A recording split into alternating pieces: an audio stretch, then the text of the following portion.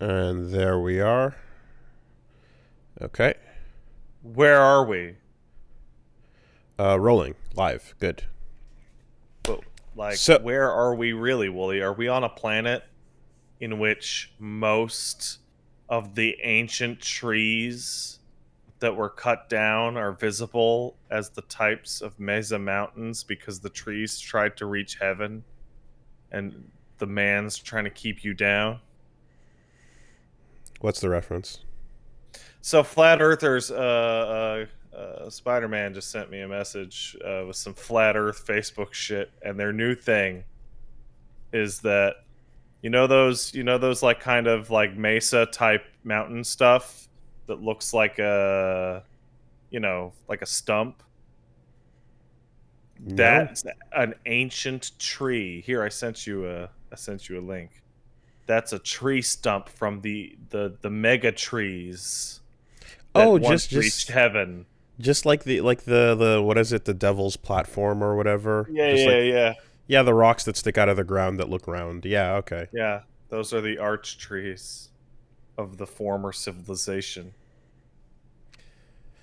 Speaking of arch trees, former civilizations, and all the lore associated there within. See, there was a. You see what I did there? There was a link. Yeah, Uh, I'm coming in hot.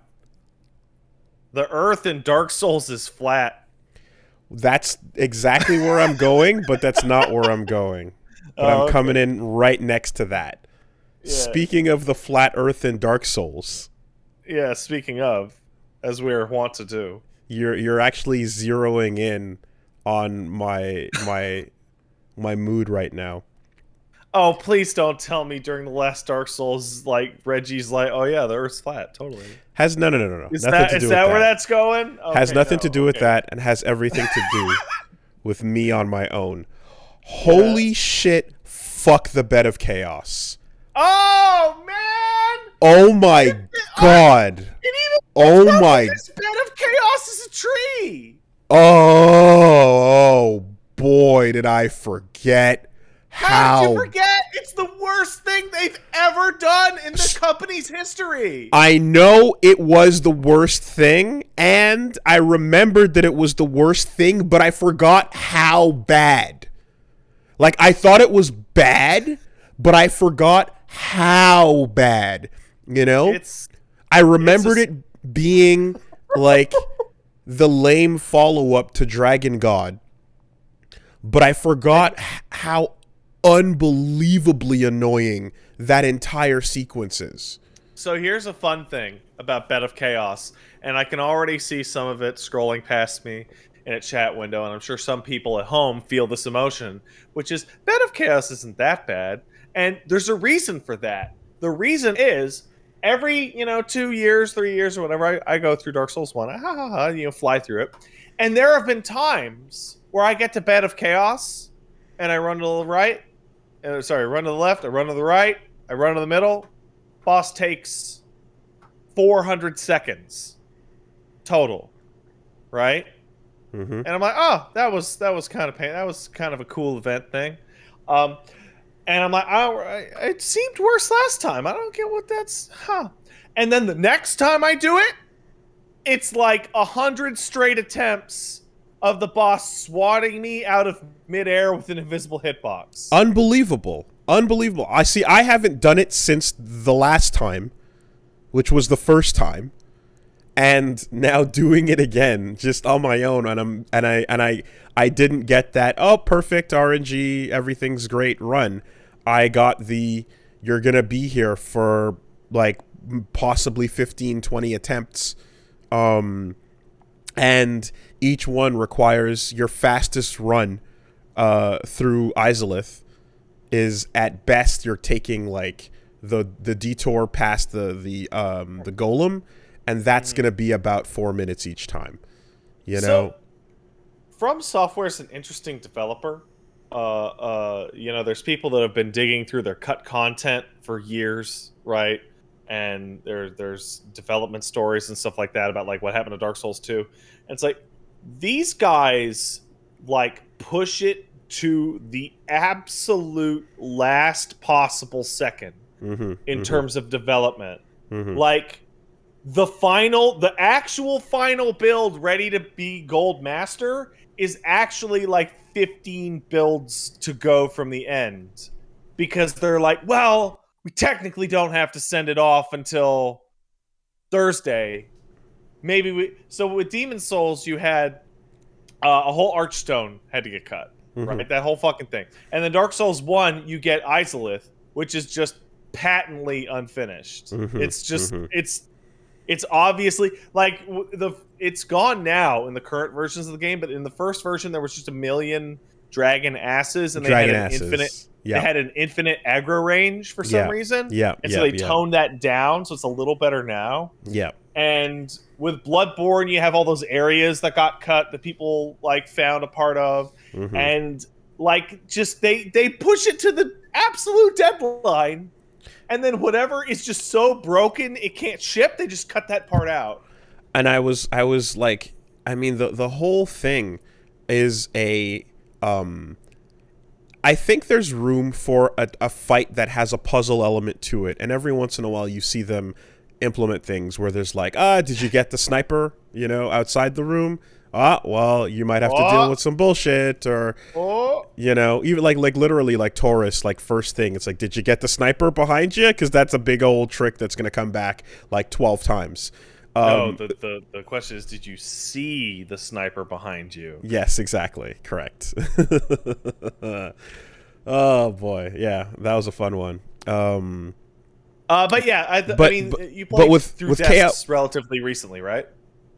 Sorry?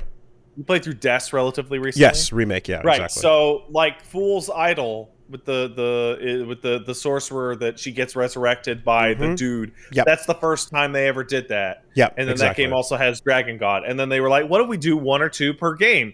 And some of them are like the worst crimes they've ever committed. Yeah. In games.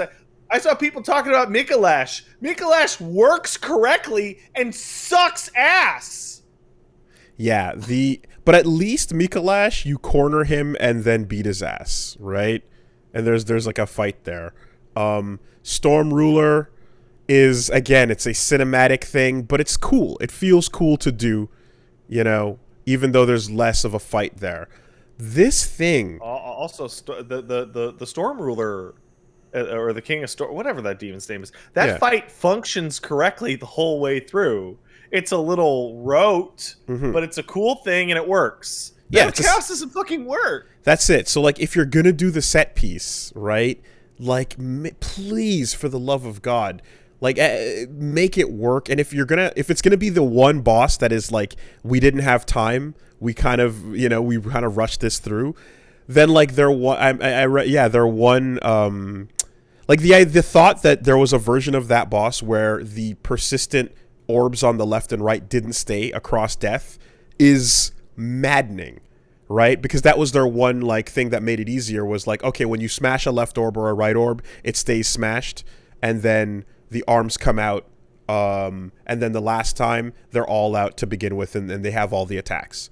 So at the very least, it's like, yeah, we know and we're sorry, we're gonna let you keep the final phase the next time you die and run in here, but also, while you're sliding down into the room, the fire eruptions might start on the slide.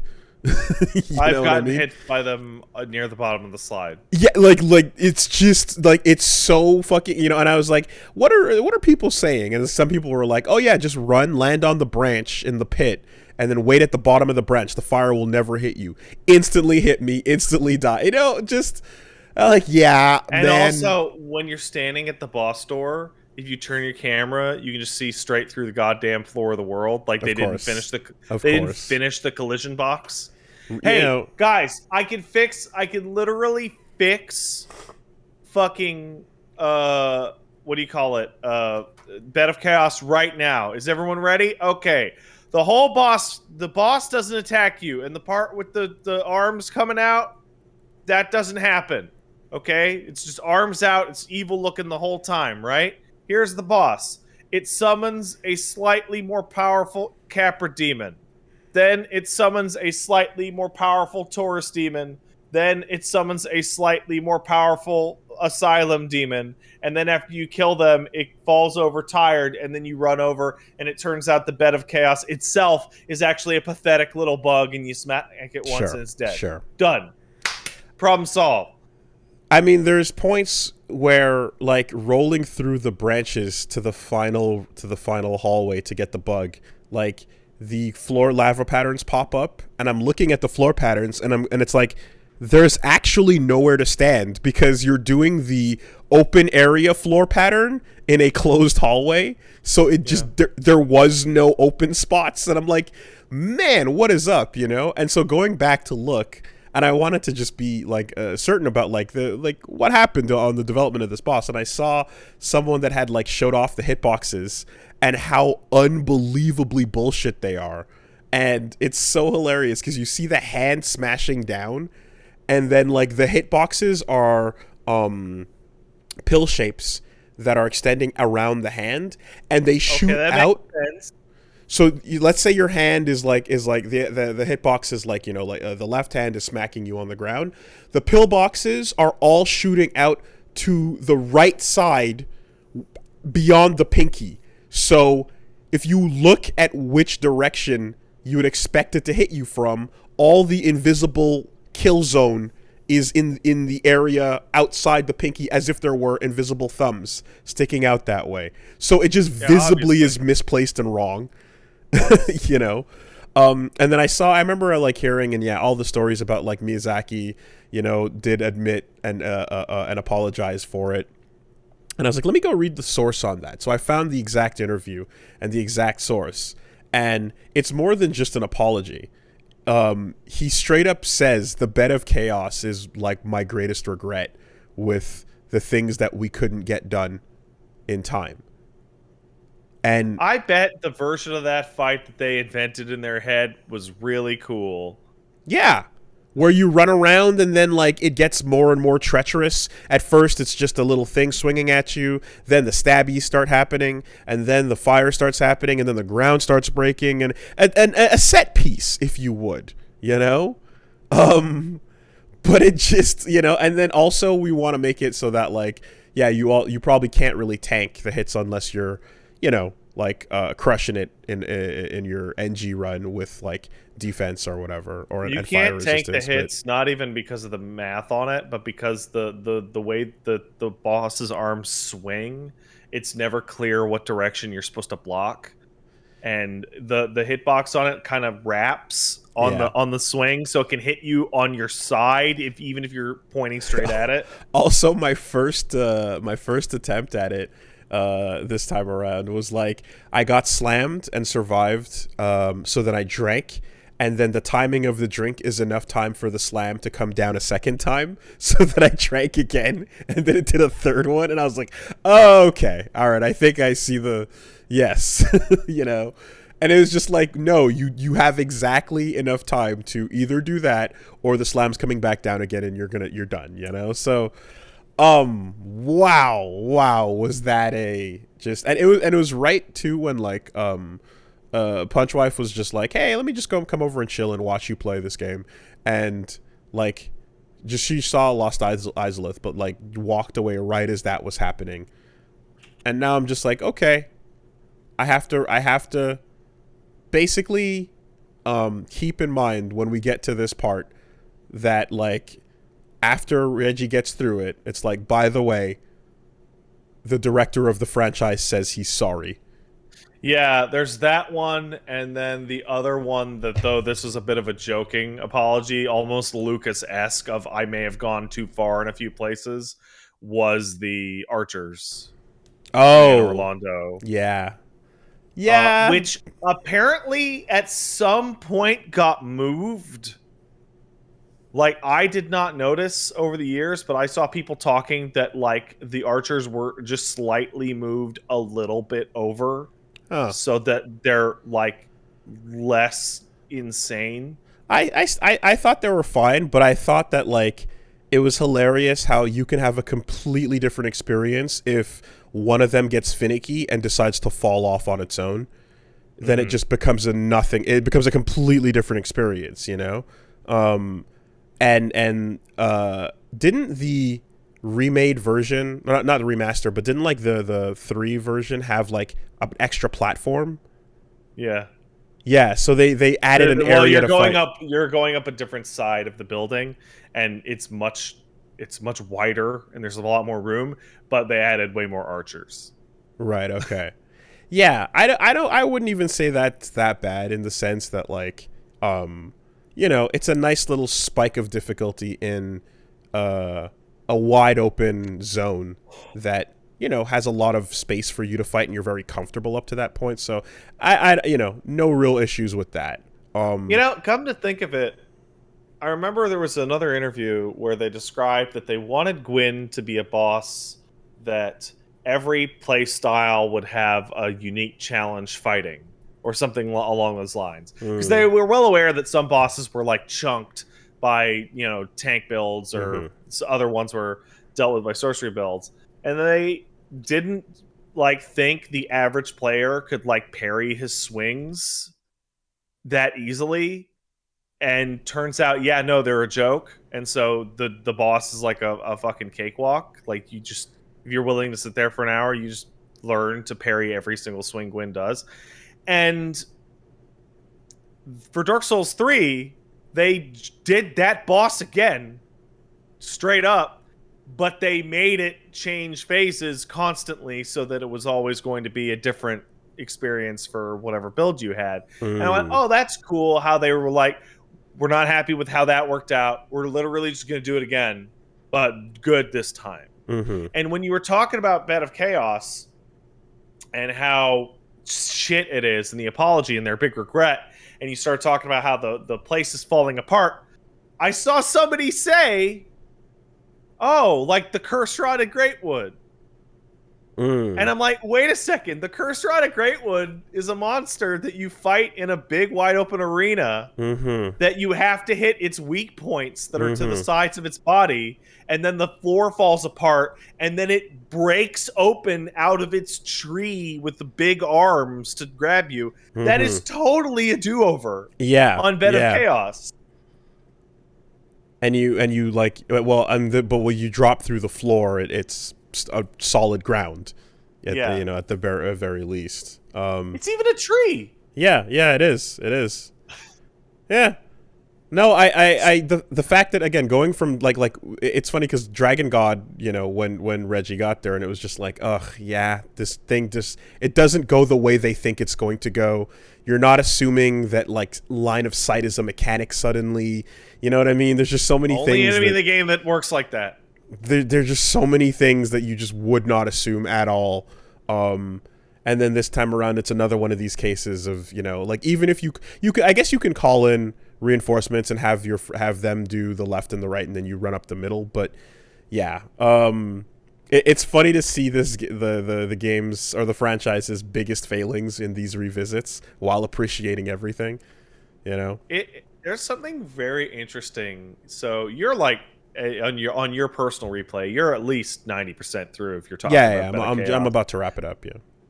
And there's something wild about Dark Souls 1, and I think part of the reason why it's so beloved is that a huge proportion of people never got to the part where the game starts to get way worse.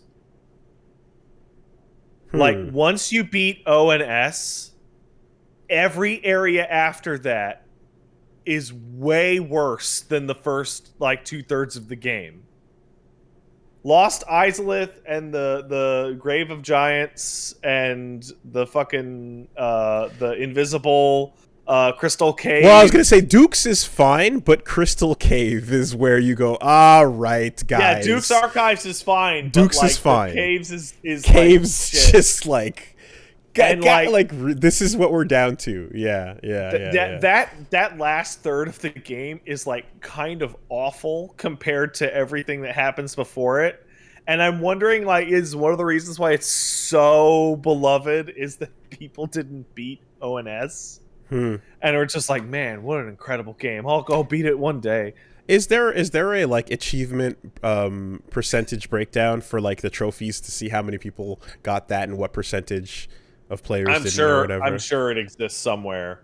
Hmm. But we live in a world in which, like, when I'm playing a game like 2 or 3 days after release and there's an achievement that you get by default in the tutorial, it'll say like 70% of players have gotten this. Mm-hmm. And I'm like, what? How? Wait, they booted the fucking game and they fucking what? Like, because people don't play or finish games. It's crazy. Yeah, we did find that out with the percentage exactly. I feel as if, you know, every wall that people would have hit on their first time around, where it's like, okay, did you get to Capra and then go fuck this? All right, sure, you know, like it's annoying, but you can push past, and like you have that for ONS, and you have that for whatchamacallit, Kellogg, and you know, you can have these like annoying, but ultimately you can do this. If someone decided to quit on Bed of Chaos on their first run through, I can't even blame them. I can't even be that mad. No, I would not. I can't. I would not begrudge them. I would be like, yeah. And this is the first time. This is the only time I can say like I feel that in this franchise, in all of the games. Hey, we got a like, statistic. Only 30% of players have beaten ONS on Steam. Whoa. Okay. All right. There you go. And this is original or remastered? Don't know. Remastered, I assume. But yeah, that is exactly it. That's the one where I'm like, I can't even blame you. You know. Anyway, going back through that is a lot of fun, and it's interesting seeing things that like stuff I didn't really pay attention to the first time around, and realizing like, okay, so I had like a faith build. And if I'm not mistaken, like Great Magic Barrier, that like Havel fuck magic shit, yeah, like it's super effective in this compared to stuff in the future, right? Magic is wild in Dark Souls because after Dark Souls 1, it's weaker in every single game they put out, and it actually took until Dark Souls 3 till people were like, oh, the magic's kind of weak in this. I should just use a sword, I guess. Dark Souls 1 magic is completely busted. Yeah. Like seeing little things like that, or even like doing some like number crunching on stuff and being like, I was so focused on like the scaling of weapons. And then at some point kind of realizing that like scaling is actually not as big of a deal as like just like top speed, so to speak. Well, it's also a lie. The scaling system in all the FromSoft games are straight up lies. The letters on each weapon don't mean the same thing as they do on other weapons. Oh. Okay, so the increase and decrease is relative. It's relative to the weapon you're using, not even to its class. Yeah. Okay. Because you get people saying, "Wait, I don't understand. This only has a B in dexterity scaling, but it gives me more damage based on my dex than this weapon that has an A." And the answer is because it's bullshit. Yeah, I was just thinking because of like, oh, that's A minus, not A, you know, or that's B minus, not B, or whatever, with the like gradients not being shown to you and shit like that. But like, yeah, there are times where I'm like, hold on, I went out of my way to get this thing that scales A with faith or scales B with faith, and it's just that scaling doesn't add anywhere near as much as I was hoping it would, you know, so. Like I basically was planning to see like, oh, what would it be like to have like to do a playthrough where let's say I'm using like a high faith scale weapon, so Crescent Axe or Ornstein Spear or something like that, you know, and I start building out towards it, and then you're like, man, like pumping it all into faith is not making anywhere near the difference I expected it to. So then I was just... It means you can do the catacombs early. Yeah. But it was just like, ultimately I was just like, fuck this. Lightning Lucerne, you know? And that's it. Like, It just I kind For of a first-time player, I could not possibly recommend anything other than fire or lightning scaling. Well, yeah, Like, because everything's weak to lightning, right? So or even chaos that, is it's like highest top end. it's actually an understandable number. Mm-hmm. Hey, adds 200 fire damage. That's more than 179 based on my current strength value divided by B. Yeah. Or like when you're scrolling, the other thing that's like wild too is like, you know, when you pull up your stats and you're scrolling through weapons to see how it affects it, like equip load or whatever, like damaged right hand weapon, you know, one. And like sometimes you go through things that have a higher like raw number, but like you see the number decrease on the side, and I'm like, I never understood what that represented or why. Because if you get out a calculator and add up all the don't worry normal about it. damage, magic damage, scaling, you get a total number that makes sense. But then sometimes it just drops down to nothing, and you're like, what? What do you? It'd be what are you trying to say? Factoring in the enemy's particular resistances, which all appear to be totally random. Now it makes me wonder, like, is there a benefit? Right, when games decide to use large numbers for things, or when they decide to use like decimal points, or however they decide to break something down, right, is there a benefit to like having an equation go through all of these calculations and multiplications to a final result? That like, is there a benefit to that as opposed to just a simple this versus that equals this left over, and that's how we decide damage?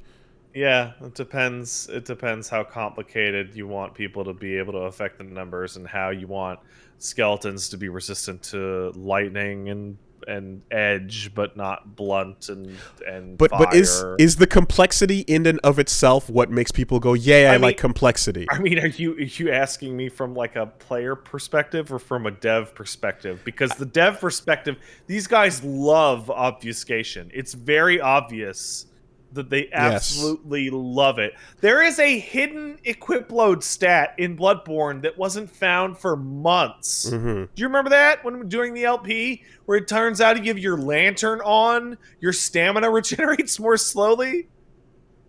Because there's a hidden statistical equip load stat that factors in if you have more or less weapons equipped and the lantern equipped. God. People don't even know about that. Like that's exactly the question, is like obfuscation for obfuscation's sake, or because each one of these calculations makes a difference. That was removed. Ah, they patched it out. Okay, good. That's what I want to know, because if every step actually has a reason and or has an enemy type that is like, well, this has to factor in here, so there's a reason why we do this, then I'm fine with that. But if it's just for obfuscation's sake, then that sucks. Congratulations. You have unironically, for real, given me the excuse to talk to you about everyone's most hated topic, and that is the damage calculation system of attacks in Monster Hunter. Okay. You're in here with me now. Okay. Because if you want to talk about reasons to obscure, this might be the stupidest series of decisions that have ever been made in the game. How far beyond Thaco are we going here? Not very, because we're just talking about lies. Okay? It's not complicated. It's just a lie. Okay? So there are two completely different ways Monster Hunter games show their damage numbers, and it depends from game to game. Depends whoever's with what part of the team is in charge of what. And they have changed their mind back to back. Like Rise and Monster Hunter World, I want to say, don't use the same damage numbers. So, get this. All right. You're using a great sword, right? Mm-hmm. The great sword says it does 200 damage, right? and you're playing an older Monster Hunter game before they showed you the damage numbers. Okay. Right? Okay. Okay, you hit the monster with an attack.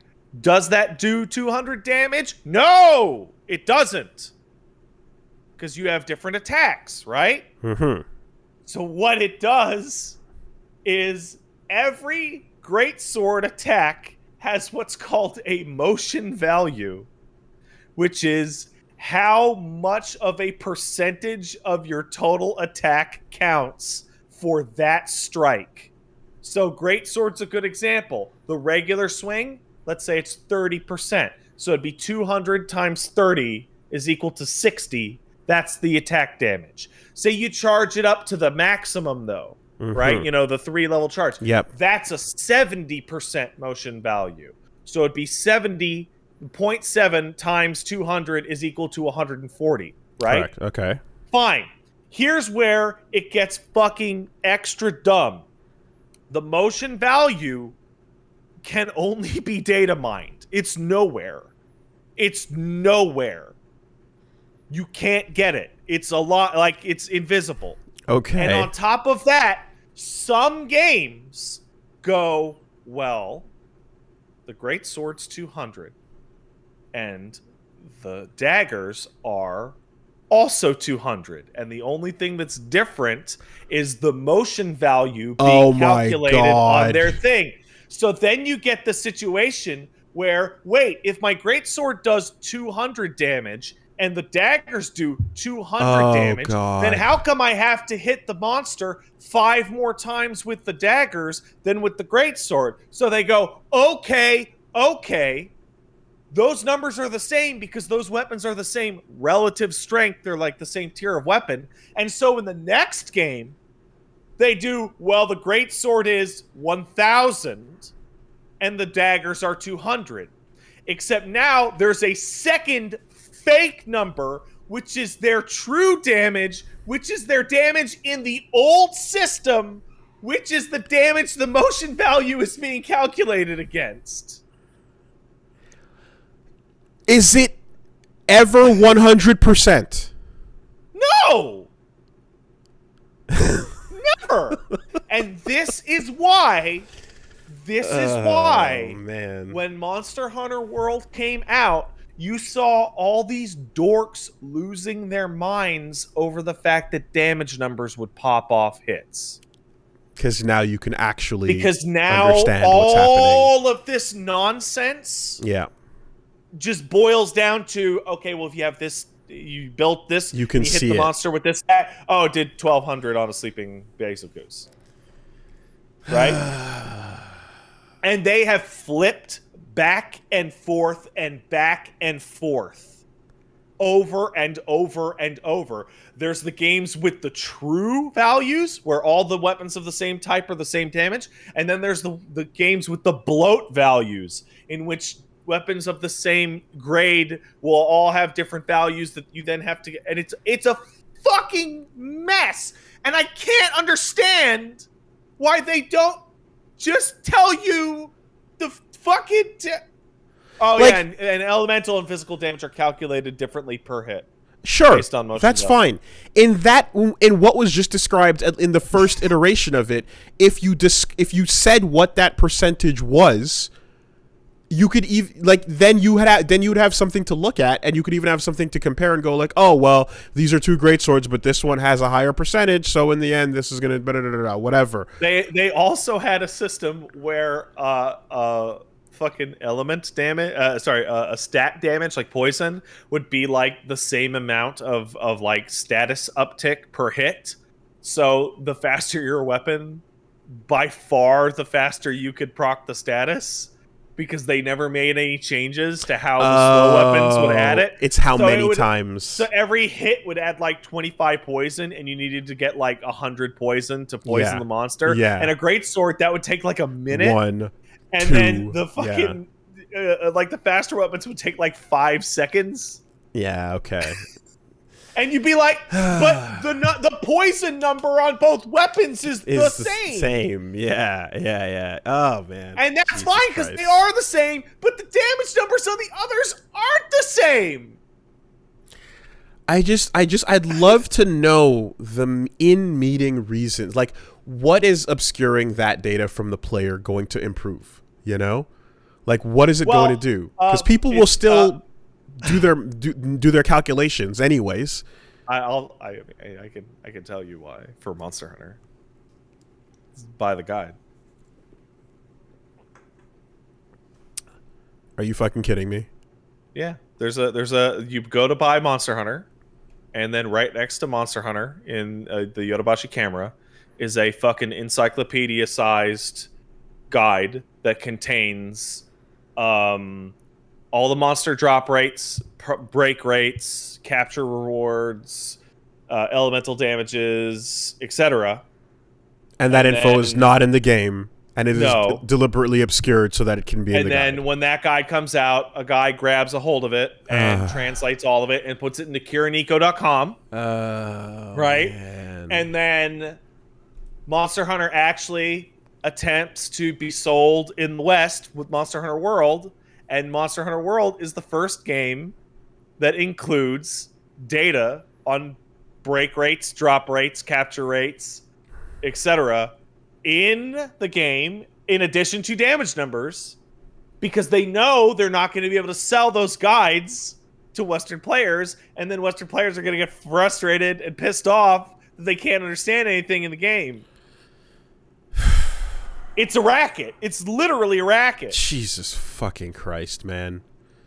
Because, like, you know, to go back to the shit I had to obviously for Wooly to take it back to fighting games here. What if the move list was a separate purchase for $10? Well, I mean, not even that, or the frame data for that matter. What's up? No frame data DLC in Tekken. Yeah, exactly. That's what I was making reference to. That's the joke. That's the exact same fucking thing. That's what I was exactly making reference to. But in terms of damage calculation, right? This attack. Okay, so you get hit with this attack. It's whatever. It's a standing fierce, and it's gonna do 200 damage. And sure. Now you go this. That's what this does, and it's gonna do that every time. Okay, great. Now, what do we factor in after this? Well, you're doing it at the end of a combo, so actually there's a scaling that kicks in after each hit that reduces that number, right? Yeah. And the character you're hitting has a vagina, so you're going to have to run a 10% damage boost on that as well. Not quite. But so each hit after, like, say whatever the game might say, like after the third hit will start to scale down 90%, 80%, 70%, and then it'll stop at 50 so that whatever you're doing, you can't infinite somebody into oblivion, right? That'll be their protection system. Okay, but also Q taunted before that, so then he has a higher reduction on the incoming number as well. But these are three separate elements of the game that then factor into each other and create an end result where you go, all right, I know why those three things happened, you know? It's confusing and it's obtuse, but and then you also know that, like, supers always scale to a maximum of 50% damage, so that they don't do less than that if you do it at the end of a long combo. So that's how you finish off something really long and fancy. So like, these are all systems that are, like, they're not obtuse for the sake of obtuseness. They're obtuse because there's, like, three factors going into the final number, but you can see what they are. You know what the three things are. Exactly. That's what I want to find out about the Dark Souls scaling here, or what the fucking Monster Hunter. Like, well, you know, just give me the reasons, and I won't feel bad about the three calculations that have to happen. The reasons is because these systems were slapped together. Right.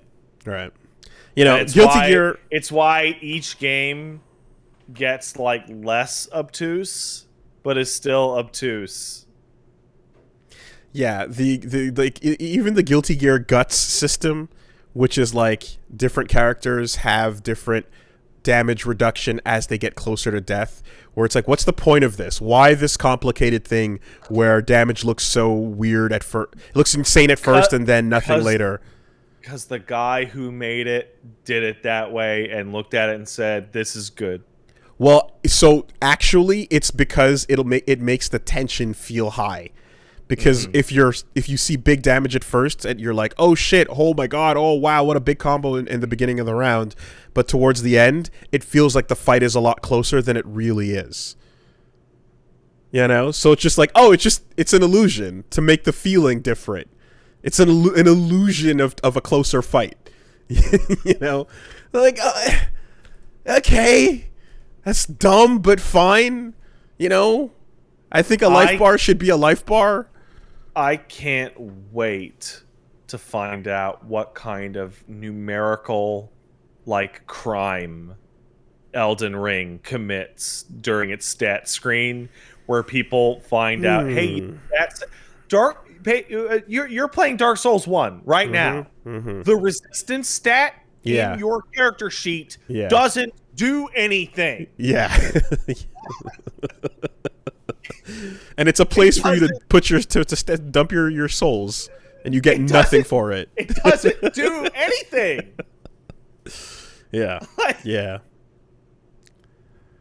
I mean that just anyway, like that's one of these things that like I'm hoping, like you press you look at your stat screen and then you press select and you can like highlight and get a little text thing that's like a help button, right? I think Elden might need, like, every time you select something, you might need a little video where Miyazaki's sitting there just going, "Hi, you've selected endurance. Let's talk about the endurance stat." I don't and it's know, 5 minutes each time. Like, there some of those descriptions in the Souls series are lies or poorly worded enough to be like understandably incorrect. And on top of that, like, sometimes they're just like broken and they don't do anything. Or like, oh god, in one of them it says the dexterity increases your cast speed for spells. And like, it does by maybe 1 or 2 frames per 5 points. It by the letter of the law, it does increase it. When Dark Souls 1 came out, Endurance did this, and in the next game, it was like Endurance and Equip Load and Vitality, right? But then Vitality is what you would think is called for health, and I think it's called health in one of them. It's like you're doing it on purpose. Like creating a system where just lying to the player is okay. You know, it just. I mean, at the end of the day, for all the okay, so the complexity of Neo is equally high, but but Neo doesn't lie to you. But that's it. So when you look at your weapon, and it'll be like, what is the number on this thing? Okay, this thing, this Kusari Gamma does 906, and what does it have alongside that? Close combat plus 15%, right? Plus 8 on the break abilities, and fire damage plus 44%. So and it's just that number, and then you add those things, and then you get it, and that's it. You know. And Neo has the opposite problem, where it's demanding to be so honest with you that you're like, fucking stop. Oh my, get goddamn, that's too many numbers. I don't want that many right now. Please hide them one menu deeper, please. God.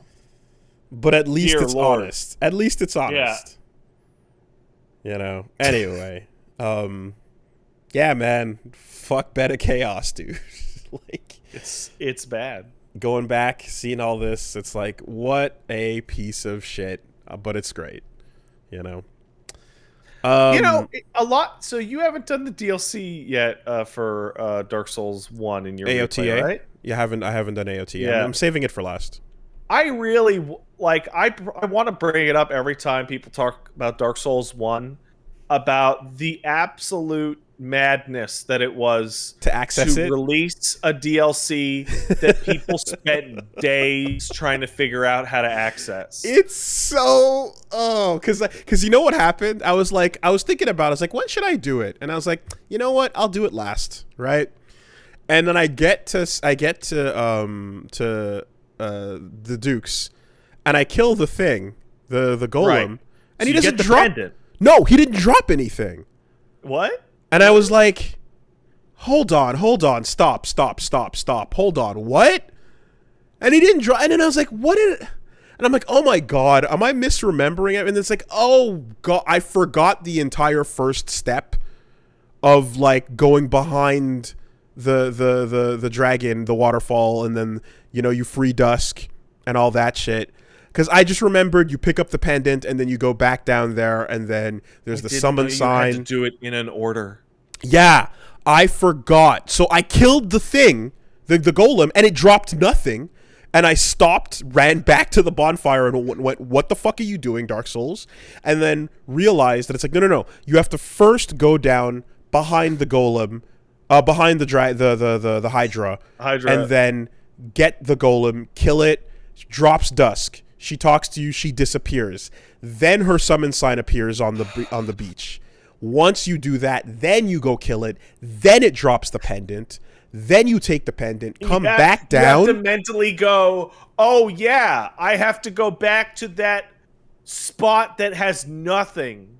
Because in the forest. Because when it talked about Ulasil on the description of the pendant, that was meant to be your clue to run back down where that lady was and just run in random directions. And just literally run in random directions, and then maybe something will happen. And you know what? Eventually you walk in the randomest direction, and then a portal opens up and pulls you in. Yeah, you got the DLC that you paid for. So that game has two sections like that. One is the one with the DLC we were talking about, and the other is the Painted World requires you to make a jump that looks like you're breaking the platforming. And then sit in a crow's nest for, X number of seconds. Yeah, like 20 do seconds. Another, very tough yeah. dungeon to get an item that you have no reason to believe would work on a painting, yada, yada, right? That's fine because it's in the game and it's like a super secret, right? The GameFAQs boards when Artorias of the Abyss came out was the absolute most insane thing. Every single topic was, I bought the DLC. Where is it? Where the fuck is it? Why can't it? Why did it not download? I don't understand. Man, yeah. And I'm thinking, like, you mentioned the Painted World, and it's like, the Painted World is actually... the first time I went in, of Ariamis, the first time I went in, that was my first question to you, was, is this the DLC? And you went, no. And I was like, what? Because it seems like it DLC. Is. Yeah. Because it's like, and I'm looking, I'm like, you had the perfect, like, way to implement something like DLC, which is a giant painting, and then you can't access it unless you have a special item, and then you walk up to it when you do, and then it sucks you in. Like, that feels like an obvious thing that you're like, I don't know how to open this door, but clearly there's content behind it, You know what they're going to do? They're going to do something similar to Elden Ring, and it's going to be like a zone. It's going to be like one of the open world zones.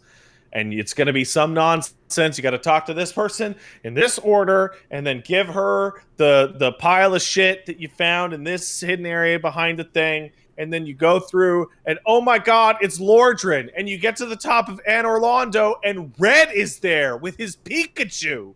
And he's level 80. Yeah. Punch Wife also got to see... I was like, oh, you're like right on time to see the climax of Siegmeyer, where it's just like, all right, you get one shot. How do you want this to go? If you go down and do it all for him, that's one ending to it, but you might not want that. Or you go down there and then you keep him above 50, and then that's another, or he's below it, or he just dies. And either way, it's all going down in one shot.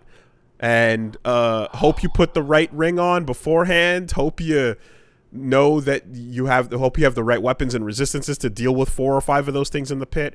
You can deal with them on their own by running them around, but when he's there, you can't leave him. The best way to do that thing is to not talk to Siegmeyer and in fact stay back and shoot most of them to death with bows and arrows so that when you like. Also, people are bringing up in chat like Bloodborne was just as bad. They give you a goddamn item at some point in the game and there's nothing. There's there's no description at all. The umbilical cords. And the solution. No. I'm talking about the DLC. Okay. They just give you a goddamn item in the Hunter's Dream, and it's like some weirdly vague shit. And the answer is go to this spot that has nothing, and an invisible hand that would have killed you if you didn't have the DLC will just teleport you to the DLC area. So, I feel as if there's one like escape that FromSoft can rely on every time for these types of decisions, and that is the fact that the internet exists. That's true. And the development can rely on the fact that we're having this conversation right now, you know? And it's bullshit because games shouldn't be developed with like the idea of that discussion in mind or the reliance of it. But it is a thing where they're like, people will not know, and they will go on the internet and they will ask, and other people will tell them. Therefore, it's fine. The interviews that I remember reading about them talking about that was that's why the messaging system is in the game in Demon's Souls, because they wanted players to talk to each other, but they also wanted the messaging system to be vague enough that you couldn't just tell people exactly what to do. And like, it feels like the internet is like not like talking with your friends is intended. Looking up the wiki, maybe not. And it makes me like, I'm going to be streaming Elden Ring when it comes out. And I fear for hey, did you not ride all the way across the map the instant you started to the game to get to the upper left corner to get this item that actually is a sprout of the elder tree that dies in 6 games hour on new game start, so that you could plant it with the kokiris to get the giant sword to show like. Yep, there was a time limit and it's over now. You fucked up. It's gone. Yeah. Dude, fucking like the just, and this is pure absent-mindedness, but it's like you kill Lautrec, you get the Firekeeper soul back, and then you run back to the bonfire, and there's a Firekeeper right there. She's the outer law, the knightess, you know, and you're just like, oh yeah, I'll upgrade my flask. Fuck.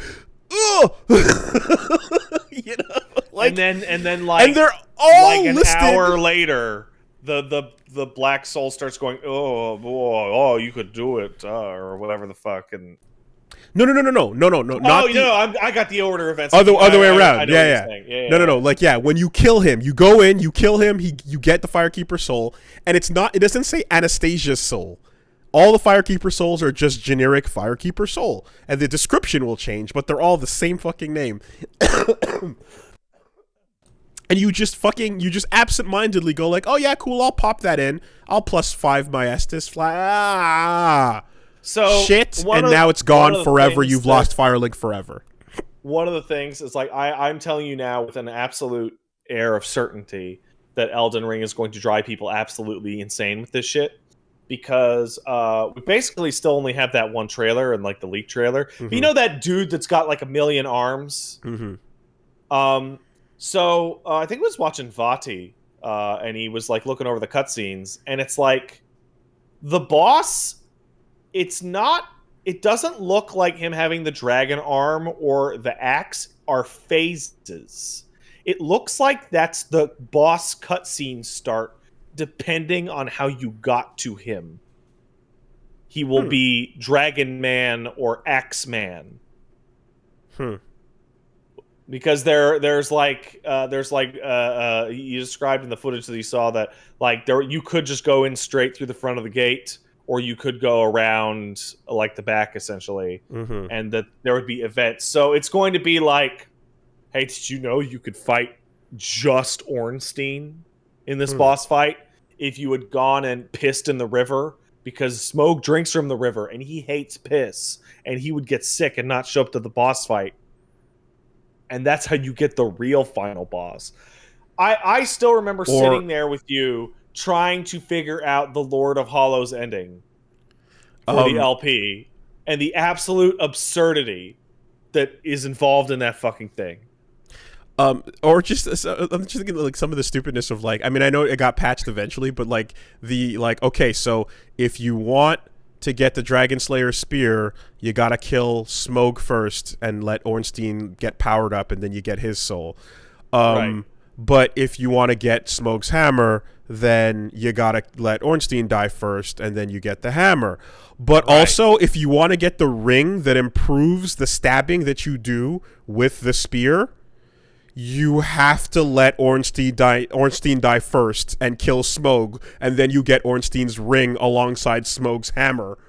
But now you let him die, so you got the wrong... And then they patched it and went, oops, wrong one. And then you got it the other way around afterwards. But initially you got the stabby ring with the wrong boss dead, you know? Don't worry about it. Yeah, Elden's going to be great. Can't wait for all these. I hope the messaging system, like, does improve, but there are moments where it works, like, perfectly. And... to me, in this experience, I would say the perfect version of of the messaging system working was right outside of Seath's door the first time. Yeah. A couple of messages just going, try ring, you know? Mm-hmm. And you got to stop and think. And like, now I know, obviously, but you have to stop and think and go like, what do you mean? Resistance? Magic resist? What? And it's like, no, ring of sacrifice. You're about to die for sure. You know? And it's like you can't possibly know that you're about to die for sure. You have to die. But it's putting an idea out there. The absolute height of the messaging system is the Dark Souls 3 Iron Keep. Don't give up, skeleton. Sure. And as dumb as it is with the Crystal Caves, the messaging being used to show you the safe path. Oh, you can do it for yourself. Yeah. You can leave messages for you. The messages showing you the safe path the first of which is a dev message in game. It's not a user message. Did I not say Dark Souls 2? I think I did.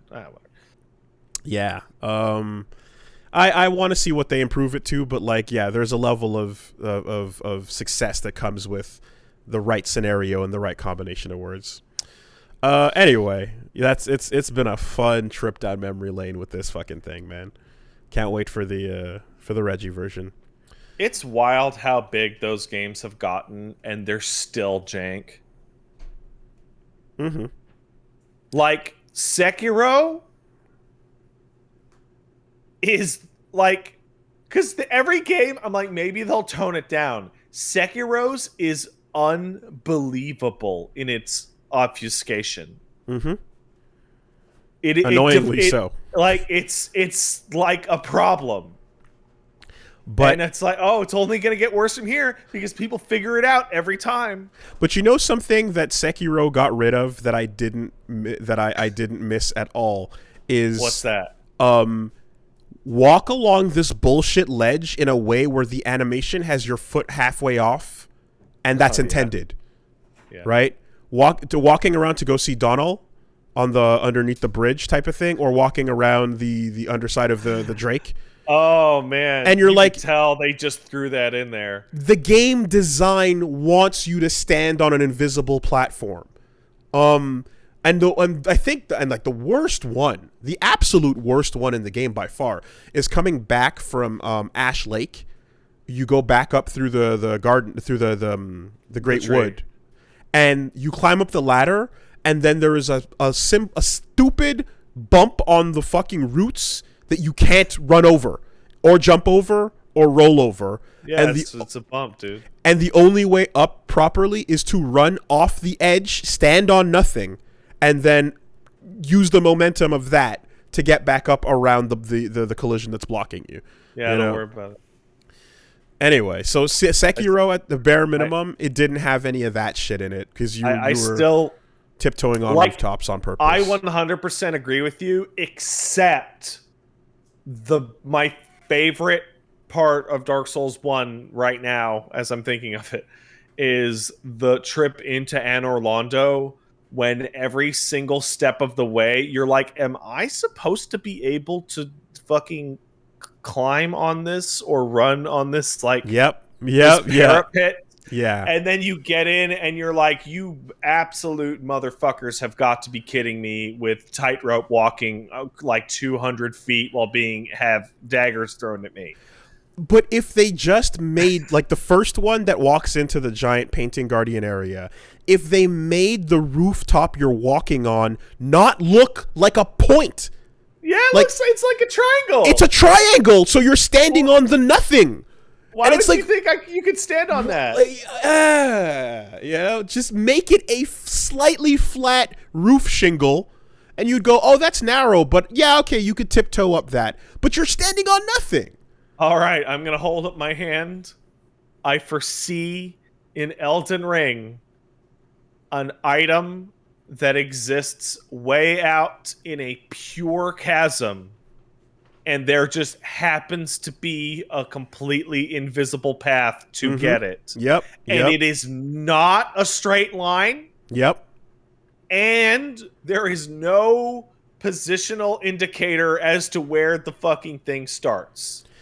That was last night in the Crystal Cave. I was throwing glowy rocks at the ground to find out where the turns were on the invisible path towards the blue chunk, you know? Or I'm thinking you're climbing up that rooftop in Anor Londo, or the, you know, and the archers and shit, but now you're doing that on a horse. So the horse is galloping up the rooftop on nothing.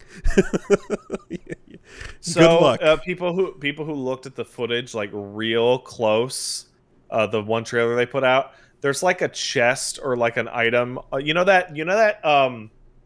That big rock with legs that has like a bell for testicles that's like moving around, and there's like a little shrine on top. I don't remember. It looks like there's something in the shrine on top of it as this thing is moving around the arena, and there's no visible way to get onto it except there's like a jump pad at the far right of the scene, and it looks like you're gonna have to hit the jump pad with your horse when the thing's in the right spot in order to get into it. Are you guys ready for horse sledging? Are you ready to walk with the hind legs on the ground, but the front legs standing on invisible earth and just walking around the side of a fucking canyon? Oh man, it's gonna be so much dumber with a giant horse on your underneath. At the end of this conversation, yeah, I would not get that upset when Elden Ring got delayed, because man, these games always need like a full extra year. Like they always come out a little. Actually, not Sekiro. Sekiro came out like clean. There's no part of Sekiro that I was standing there going, man, this part is fucked up or a lie. Yeah, when they patched it over time, they just added in replays, or bloodstains features that were messages not and bloodstains. bloodstains. But it's like, oh yeah, that's nice. Yeah. Yeah, no, it's coming. It's coming, and it's like everyone's gonna simultaneously be like, it's been 20 years. How have they not fixed this yet? And Elden Ring's gonna be like, LOL. I can't wait to be streaming Elden Ring, and I'm gonna be like beating the final boss, and the ending's kind of like of lackluster, and somebody in the chat's gonna go, I can't believe you never got the Scrimblow bandana. You didn't equip the Bimblow. And I'm like, I didn't know about the Scrimplow bandana. Where do you get that? And they go, oh, you get it from the Fraggles. I'm like, what the fuck is a Fraggle? I was like, oh, it's under the rock. And I'm like, are you lying? I can't even tell. I can't even tell if this is a lie. Did you start talking to Fraggle, or did you kill him right away? Because if you kill him right away, that's how you get it. But if you start talking to him at all, it's too late. You should have just swung. But I had somebody else tell me that the only way to get the Baphomet dads was to talk to him and do his side quest. If you start that's how talking, I fought the optional boss. if you start talking and then you swing, it's too late. The only way is to swing immediately, right away. Oh man. Anyways, in other things, did you watch Dune? I didn't. I've been busy this week. Okay. Is Dune good? Dune's great. Dune's great. And it's one of these. Well, it's one of these things where like I haven't seen or read it before, but I just know it's critically acclaimed, and I remember all the constant trailers and stuff when there's the Space Channel run of it. With like Frank Herbert's Dune and seeing the Lynchian things and all that stuff. And I heard about it forever, but like Comic Book Girl would like go into it a bunch as well. So that this is one of those things where the source material is going to be good. And also there's going to be too much of it for the movie to ever possibly get it all in. So whatever you're seeing is a highlight reel of how in-depth this story is going to get. So I went into... I've seen a lot of talk that like the book is like inherently unadaptable. Do you know anything about that? I don't, unfortunately. Is it just because there's just way too much shit in the book? It feels as if over the years it's been a case of things. There's too much of everything, right? But then again, people used to say that about Tolkien, right? It did say that. And depending on the budget you give a movie. If it's generous enough, in theory, you can shoot, you can do like Peter Jackson did and shoot like a bunch of shit, and then it'll get cut out for the theatrical release. What if I made 12 movies? So apparently, Villeneuve's like part of his deal was he's going to do this in 2. Which seems nuts because, again, like considering, fucking 6-hour Lynchian one and I mean, I guess 2.5. I guess 2.5. But anyway, all that considered, it's fucking great. It's really good. As something that, I'm like expecting to be introduced to a world where I'm not going to get what's going on. I really enjoyed what was happening. I liked one aspect especially, which is that like there's no time for exposition whatsoever. Holy shit, is there no time? You're just joining the story in the middle of it and keep up or don't, but it's moving without you if you're not paying attention or not keeping up. That's the solution, huh? Just figure it out, fuckers. That's it.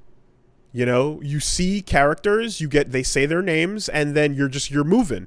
You either caught them or you didn't, and it's going. And I didn't mind that at all because it doesn't go through the glacial pace that a lot of movies would have to take to establish a setting and to establish things and whatnot. Like in this case, it just kind of it respects that you'll catch on eventually.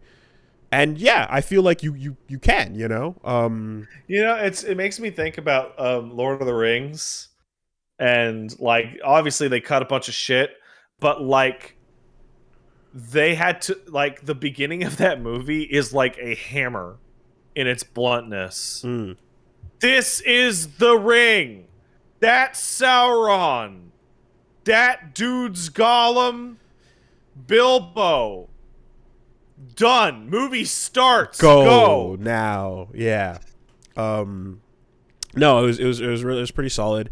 And I mean, I'd say like if you whatchamacallit, Arrival, right? He directed Arrival, he directed Blade Runner 2, like 2049. Or was it 2049? Am I getting the year wrong? Anyway. Like he was they were like super solid. So this is just another one like in the books, like he crushed it.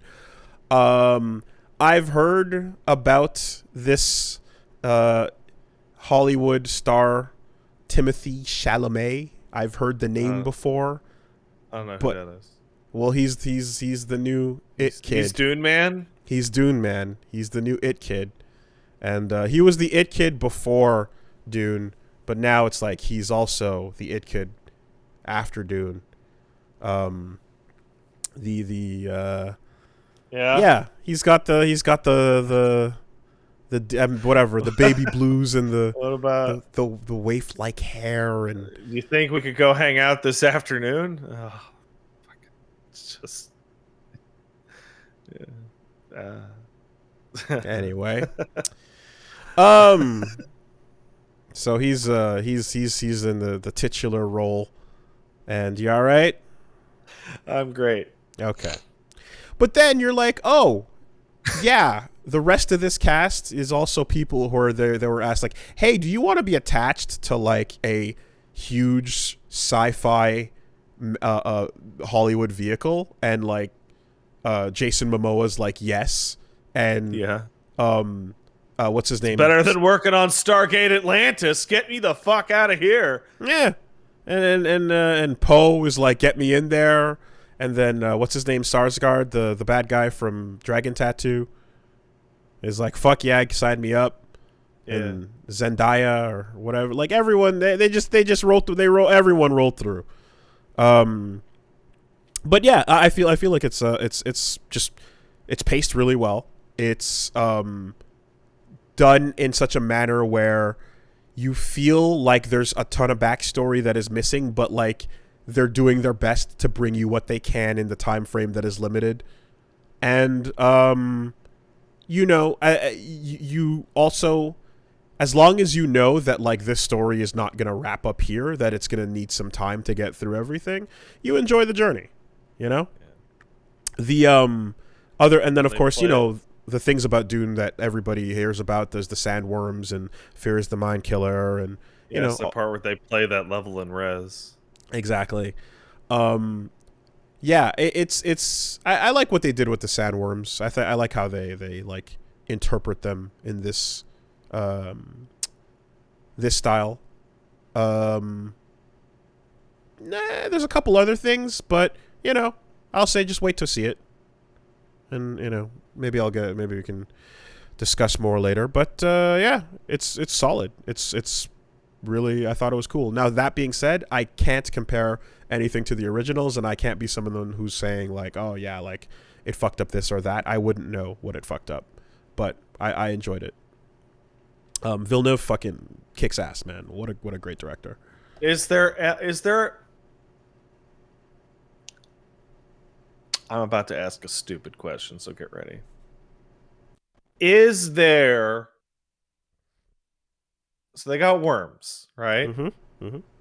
Is the worm and the reaction of the characters to the worm as good as when Jake the dog started to scream that the Locust were sinking cities with a giant worm in the Gears of War 2? Well, you see, I've only played Gears of War 1. Yeah. But that sounds like high competition. It's a great line read. Let me tell you. It's just full on, it's a worm! They're sinking the city with the giant worm! Oh, come on! Oh, man. Gears of War is like... Gears of War. Congratulations, by the way, the stupidest thing that ever got popular. You've deleted the main character's name in my head because it's just Jake the dog. It's just DiMaggio doing Jake. It's just man, I don't think anything sums up like the Dude Bro era more than Gears of War. That shit was aggressively stupid. I fucking love that shit. Roadie runs and chainsaw bayonets, man. That's all you needed to do. You introduced that into video games, and you got a winner. Oh, man. I was there for it. I fucking loved it. I thought it was great. Good stuff. Third person, great. Roadie run to cover, and then like, yeah. We went to some shithole the convention.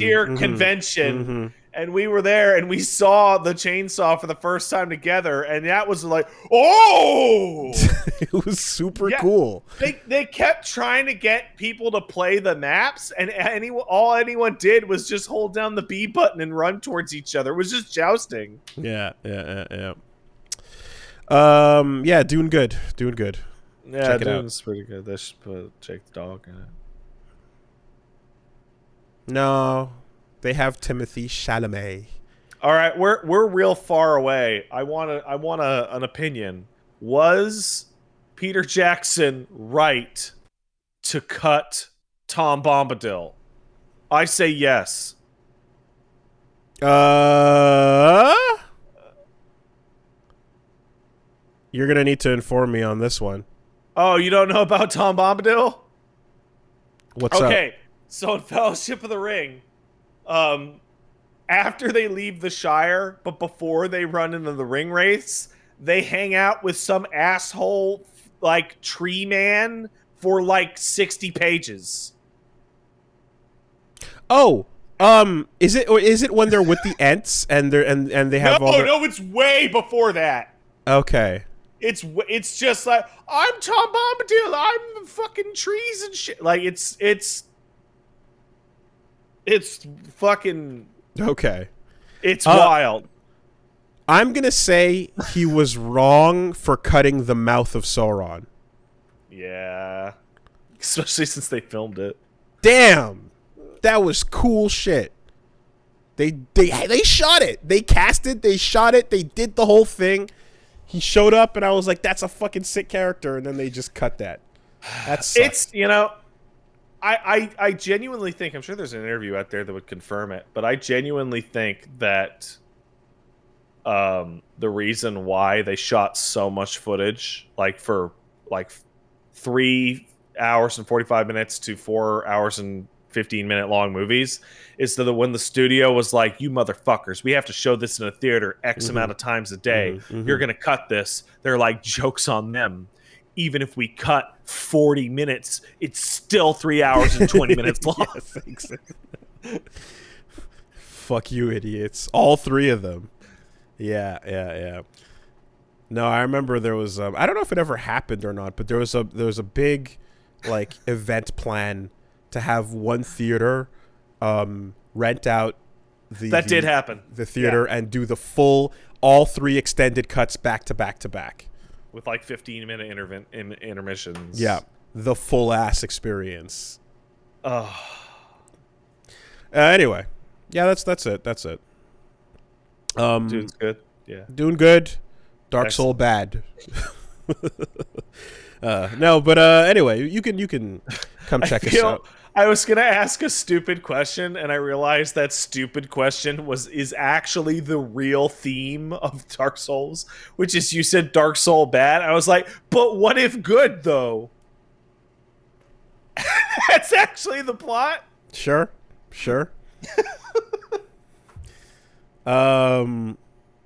Yeah. Also, we had some fun checking out some poverty ass fighting games, including just coincidentally we played two fighting games. One called Dark Edge and the other one called Dual Souls.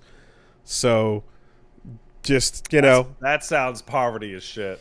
Yeah, so we had the Dark and the Souls as well in our fighting game choices. Dark Edge, good shit. Check it out. That's one of the first attempts Sega ever made before Virtua Fighter, and around the time of Holocene, they made a 3D fighting game, but it was not 3D. It was actually with all sprites. So it's kind of wild. You can walk in circles around each other, and it feels cool. And when you're seeing it, but you cannot tell how far you're going to jump at any given point when you jump towards your opponent. So it's extremely confusing. It's almost like Mode 7 3D fighting. So check that shit out. And then we played the Dual Souls trilogy, in which we went through. There is a game on Steam that you can buy called Dual Souls Collection or whatever. And it's the full set it's a fighting game called Dual Souls. And then it has the first iteration of itself, which was a fighting game back in the 2003 for the Game Boy Advance. And now you're like, okay, they ported right. their Game Boy Advance game over to Steam. No, they did not. When you buy the game on Steam and then you boot it and you say, play the first game from GBA, it boots up Visual Boy Advance, the emulator, and runs the ROM. And then you just play it. And, like... That's about as poverty as it gets. The most. And I don't know if that's okay. I don't know if you're... I know! I don't think you're allowed to just pack in an emulator and sell it as part of your game's trilogy package, licensed by Nintendo, but and which the logos are all there, but they just fucking did it anyway. And I don't know, I ain't gonna snitch, but I paid for a game, and when I clicked play on Steam, it just booted up Visual Boy Advance and said, yeah, here you go. Like...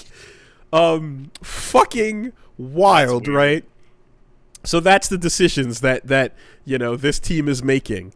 And then second, am I snitching right now? Well, I'm snitching for podcast content. Shut up. Snitching has a gradient. I'm talking to you. I'm not talking to the authorities right now.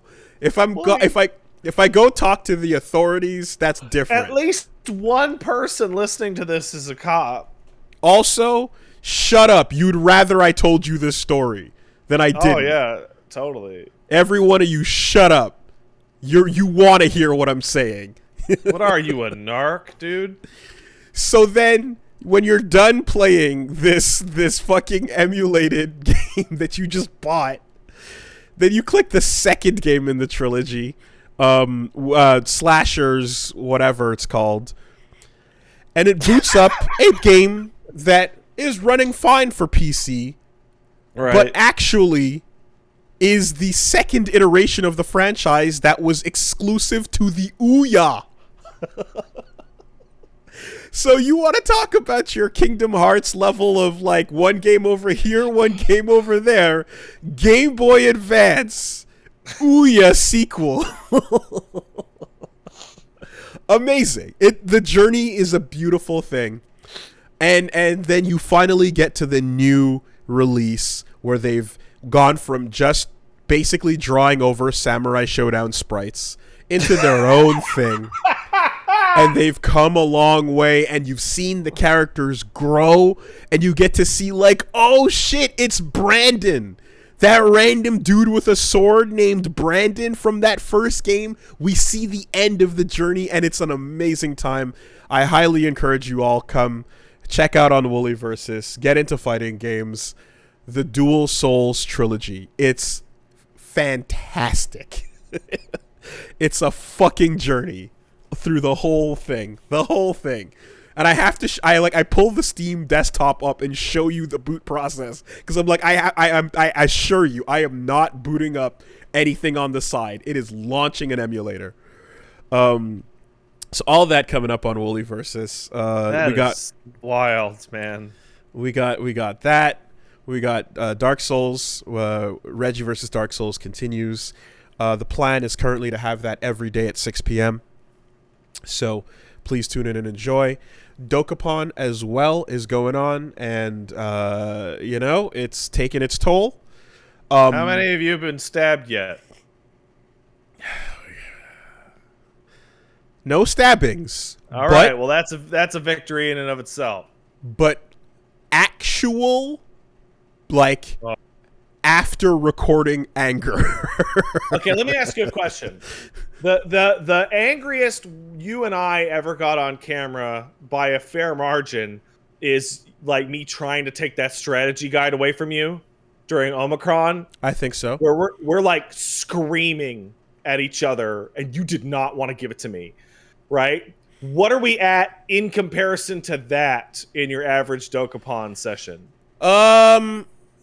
It's not. It's that energy, but holding back, because if you scream, you look weak. So you have to feel that inside, So but you're just balling your fists, just like and maintain the smugness. Because if you show weakness, you lose. This is like how to learn to like hate your children. Yeah, no, for sure. Kind of stuff. Like, yeah, because like Omicron was not a default antagonistic scenario; it just became one. Yeah, it sure did. Whereas this is actually starting that way. So, so please tune in and enjoy. That being said, like we have too much Dokapon stored up, honestly. So we do have to like pace things out as well with the releases. Got to figure it out. But yeah, Dark Souls Dokapon gonna be going down. Poverty ass fighting games that's going down. We got one more. I hope everyone enjoyed Gone in 60 Seconds. That was you got your Halloween drop. We got one more coming out to wrap up the season. And yeah, I think we're going to be just riding out the Darkapon on the channel. Someone called it the Age of Fire, and I think that's pretty dope. So that's a good one. I'm going to just adopt that. If you want to tune into the Age of Fire, check out Wooly Versus. What's going on?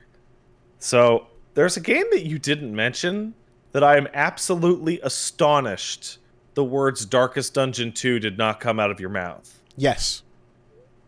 Did you not take a hold of it? Too busy. All right. So I'm going to talk about Darkest Dungeon 2. Fuck yeah. It is a very different game than Darkest Dungeon 1. Oh. It is the combat is more or less the same with additions, minuses, etc. The number one thing that has changed is its entire structure is completely different. So it seems like the Hamlet is now replaced with your carriage journey. Yeah. So you are definitely an expert at Darkest Dungeon 1, especially compared to me, because I never beat it. I never got much far into it. But you always described as, you're building up your Hamlet, you're building up your teams of dudes, you're trying to keep them decent enough and leveled up to hit this and hit this and hit this, and you're building them up, and you're using characters as throwaway consumables because that one's busted, but I used him to get this, to build up the team to take on to the assault against the Darkest Dungeon. Right? And how long would you say a full run through would take? I mean, because it's like a game, right? It's like a real ass fucking. You can spend long. You can spend extra long making yourself stronger, making your team better, and trying to secure your run. And also, I know that, by the end, people were able to do really solid runs within, 15 to 20. Yeah, so I'm on how long to beat. The main story is listed as 54, and main plus extras is 77. It is a full-ass game, right? It's a proper fucking thing. Darkest Dungeon 2, the goal is for your entire run to take 5 hours. It is so Darkest Dungeon 1, the battles and dungeon crawling was roguelike-ish, right?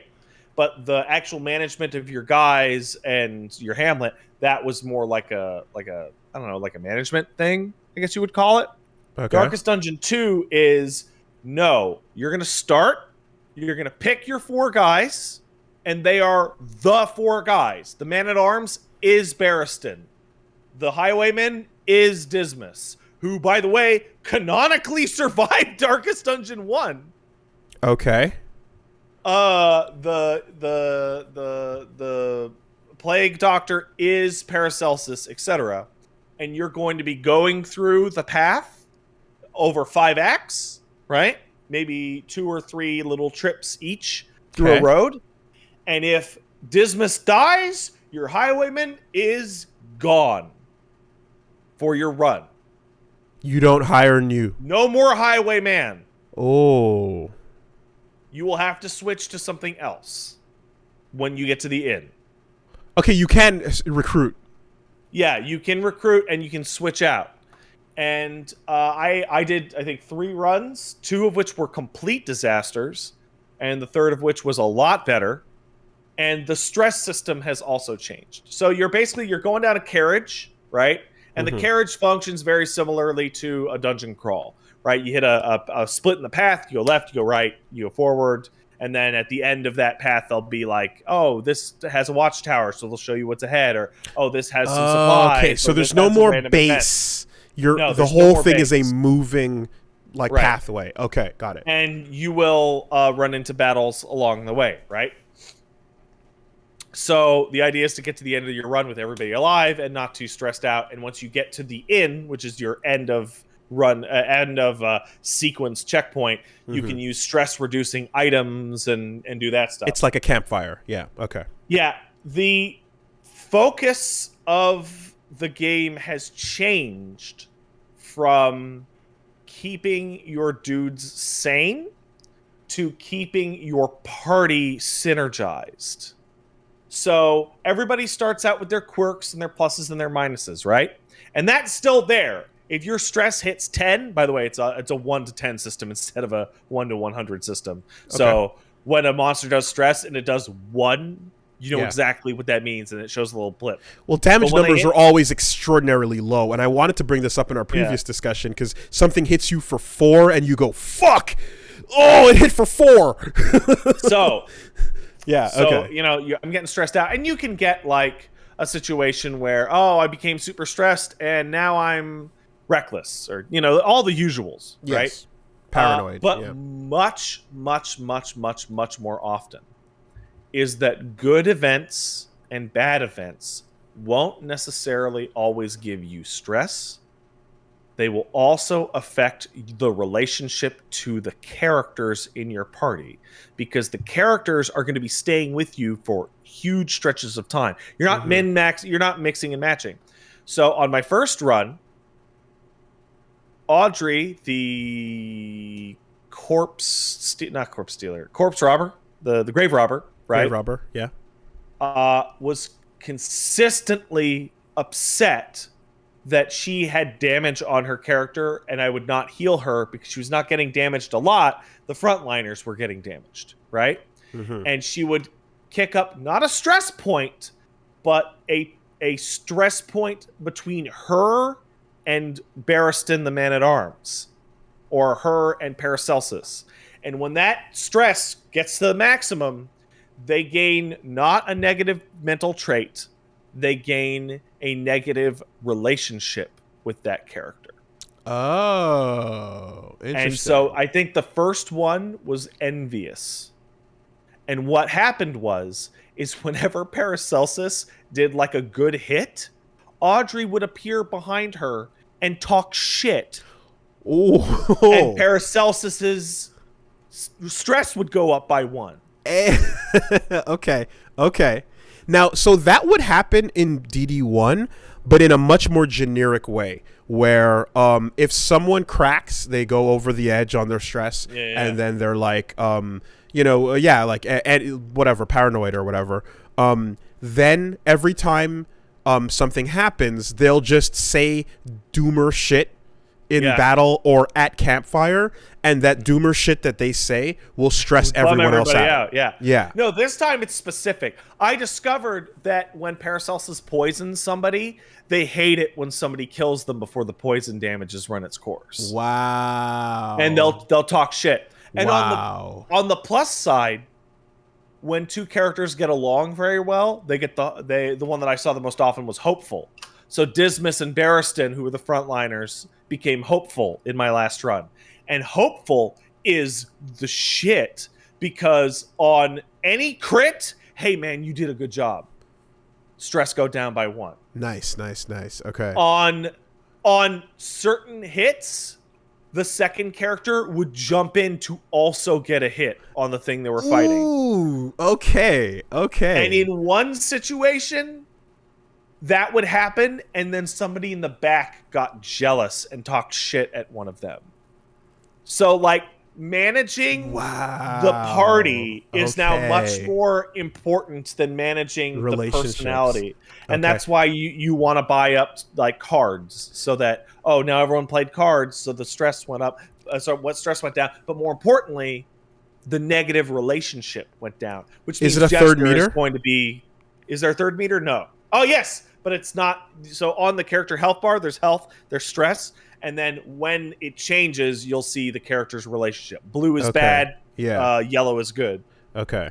So yeah, bards are you're gonna need to fucking play music and chill everyone the fuck out.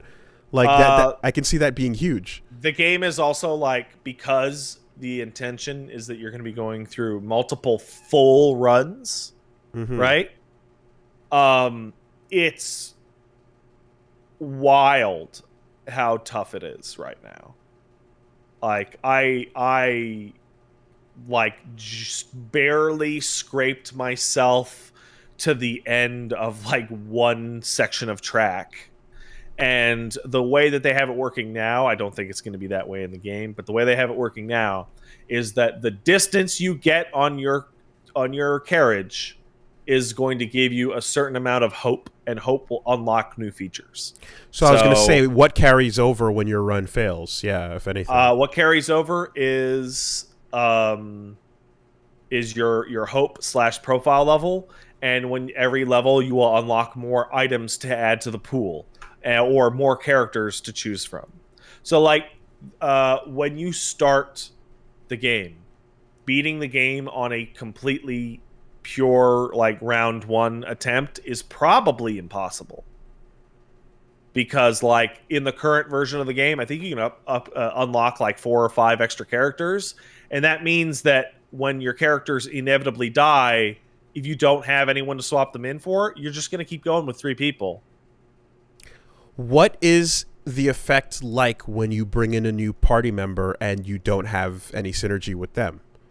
Like what? How does that? I never got that far. I literally never even got to a point Okay. where I had dead party members that I could swap people in.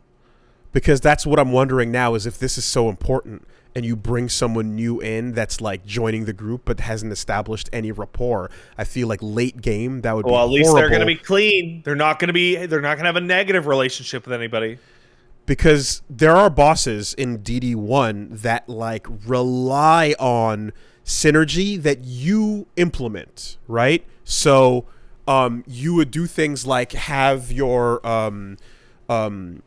you'd have your man-at-arms use an ability to shift positions of whatever he hits in the first 2 rows, and then your jester is going to play a finale and slide himself to the back, and your rearrangement of your positions is optimal damage for the enemy and for where you want to be on the next round. And like there are bosses that like fuck with putting enemies in front of itself to retreat constantly towards the back, and like you have to do that stuff manually. So I feel like that synergy stuff you're talking about is like sounds pretty fucking crucial. And if someone new comes in and they don't have that, like how can you catch up? Well, you know? Because not having negative relationships is more important than having positive relationships. Okay. At least currently. In addition, one of the coolest new features is a unique event where you find, I forget what it's called. It's like some thing of reflection. And what you do is you go into a flashback for your character that describes the events that were leading up to either them joining the caravan or them going to Darkest Dungeon 1. Okay. And so, Shrine of Reflection. Thank you, guys. And, for example, the first one I picked was Dismas. And Dismas's flashback starts with a battle, and it is him breaking out of jail. And it is him in fucking prisoner garb with his fists and a rock. And you have to beat 4 guards without getting the alarm off. And then once you do that, you learn point blank shot. Cool. Oh, nice. Yeah, okay. Which is fucking amazing, by the way. Yes, it sure is. Yes, point blank shot I found that out. Yes. That's the shit. Okay. Now, you said the full run is probably going to be about a 5-hour thing. That's what the devs say. How far did you see up to? Not far. A boss?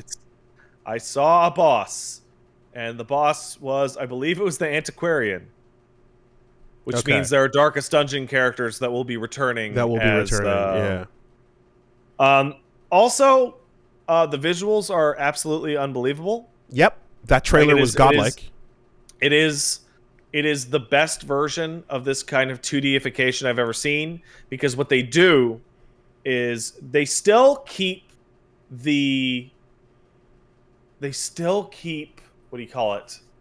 The iconic pose for every type of attack, and that's a still frame. Right? That's a still frame.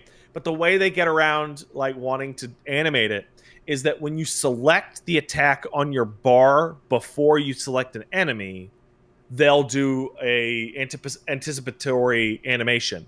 Okay. So like they'll ready their knife or they'll ready their gun, and it looks great. Yeah. Then you click on it and you get the still frame with the number pop as a bam. Bam. And then you see their cooldown animation as they put the sword back on the shoulder. Yeah. Right. Yeah. It looked great. Yes. It looks really good. I saw what I saw them doing in the trailer is like it is taking a similar effect to Exerd when it revealed itself, where it's like you're getting what could be 2D here, but when it wants to, it'll remind you it's 3D and then go back to being solid shapes and silhouettes, you know? There's a weird thing that happened, which is I originally termed it as like I did it during my Mind Goblin series, right? Because Darkest Dungeon 1 is the game that was the most toxic to my OCD that I've ever even heard of. Like, there's no question. Party members as consumables is cancerous to the mind. And then I'm playing it, I'm like, oh no, the change in structure to a much purer roguelike where you're dealing with discrete runs means that the game's actually a lot less stressful to play.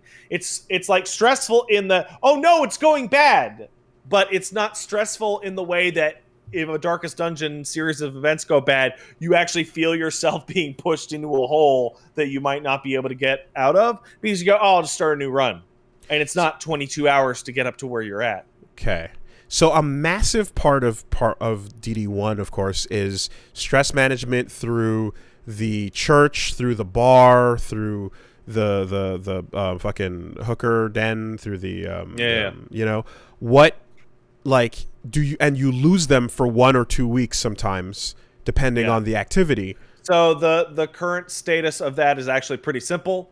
It is, you get to the end of this stretch of road, so you'll be like, this is the evil forest, and at the end of the evil forest, you get to the inn, and in the inn, you can upgrade your character's skills, and you can also use leisure items, be they booze, boxing gloves, playing cards, religious ornaments, whatever. Okay. And that will both de-stress and increase synergy between the party.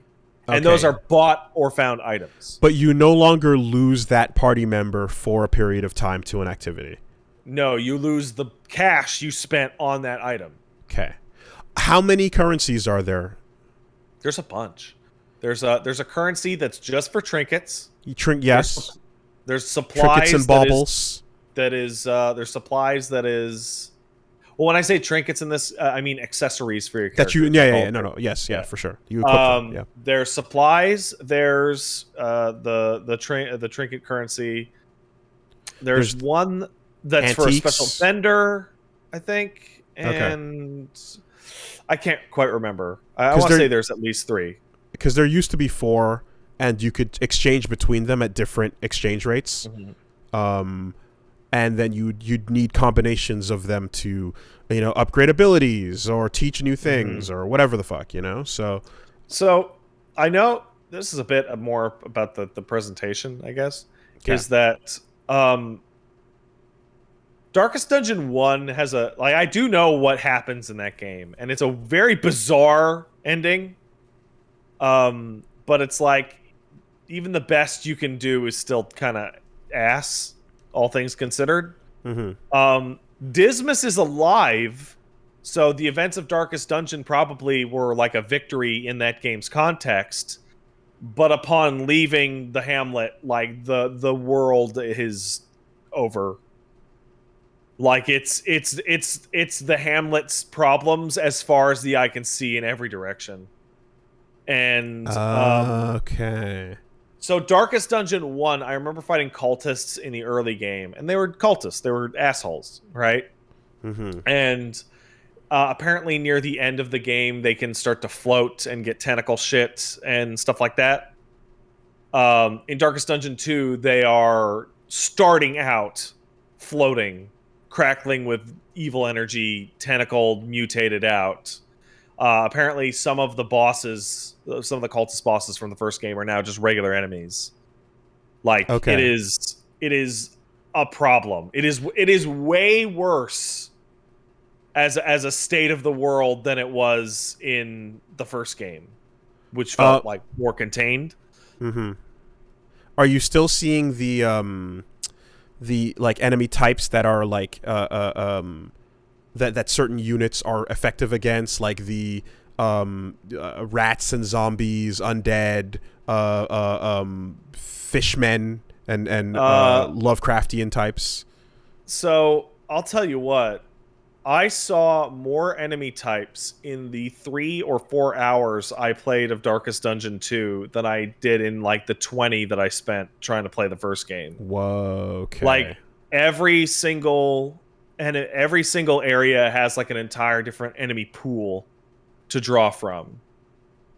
Oh, and here's one final mechanical detail that'll probably worry you, which is enemies have access to the death's door mechanic now. Oh shit, that's hard. Oh boy. Okay, so there's no clean kills then. There are, but sometimes they just don't die. Sometimes they stay standing. Okay. Oh man, yeah, that's difficult. Interesting. That is the single biggest change in difficulty you could possibly implement of all the things you said. That is huge. I had generic zombies like Death's Door like 3-4 times. So Death's Door is your magic pixel, and it's effectively also a feature in the fighting game Dual Souls, mind you. Last Chance. It's when you do enough damage to kill the person, no matter what, there's always a final magic pixel moment of them surviving. So Persona, you survive on one hit after a mortal blow, right? That type of thing. It's same idea here. Is the killing blow puts you down to 1 HP. Interesting. Okay. Yeah, so you're gonna love it, definitely. I only really have 2 complaints. You have a lot of options to change how the wagon steers. Because you're literally steering the wagon left and right to hit things on the road, because sometimes they might have items in them. Right. I could not find a way to make the wagon not control like complete garbage. Like it controls. Well, it's the first active controlling aspect of a game that is super turn-based. Yeah, it feels bad. Okay, the second is that the game's interface is like it's not quite as bad as Darkest Dungeon 1, but like so much of it is like dragging and dropping items from like boxes to other boxes. Yeah. Clicking on an attack to click on an enemy.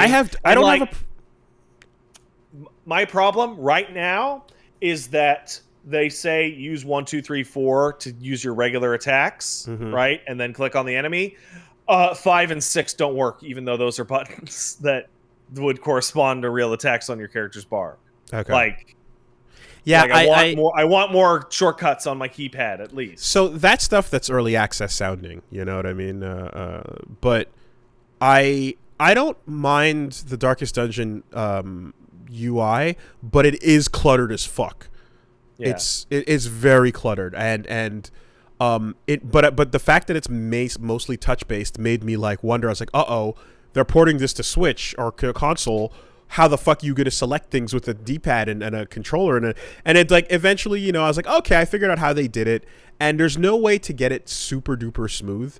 By the time I was playing, like, you know, my daily runs with it back when I was fully involved, I was just using the mouse for almost everything. I forget, there was one thing that needed the keyboard. I forgot what it was, but there was one button that needed a keyboard. But otherwise, I was playing the entire game with a mouse, which is nice for just being lazy. Yeah, I can see that it's a little improved. Like, it'll be a little easier for a controller, but like there's still some work to go. But early access again. So yeah. Was walking around the actual dungeons and fighting the same? What are you talking about? Like when you get into a dungeon, Which you don't ever.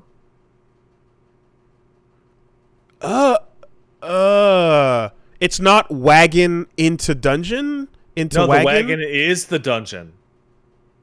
So the fights happen how? On the road. You jump out and fight? Just imagine the entire home period is just gone, and when you get to an inn, it goes, what dungeon do you want to go to? But it's a path.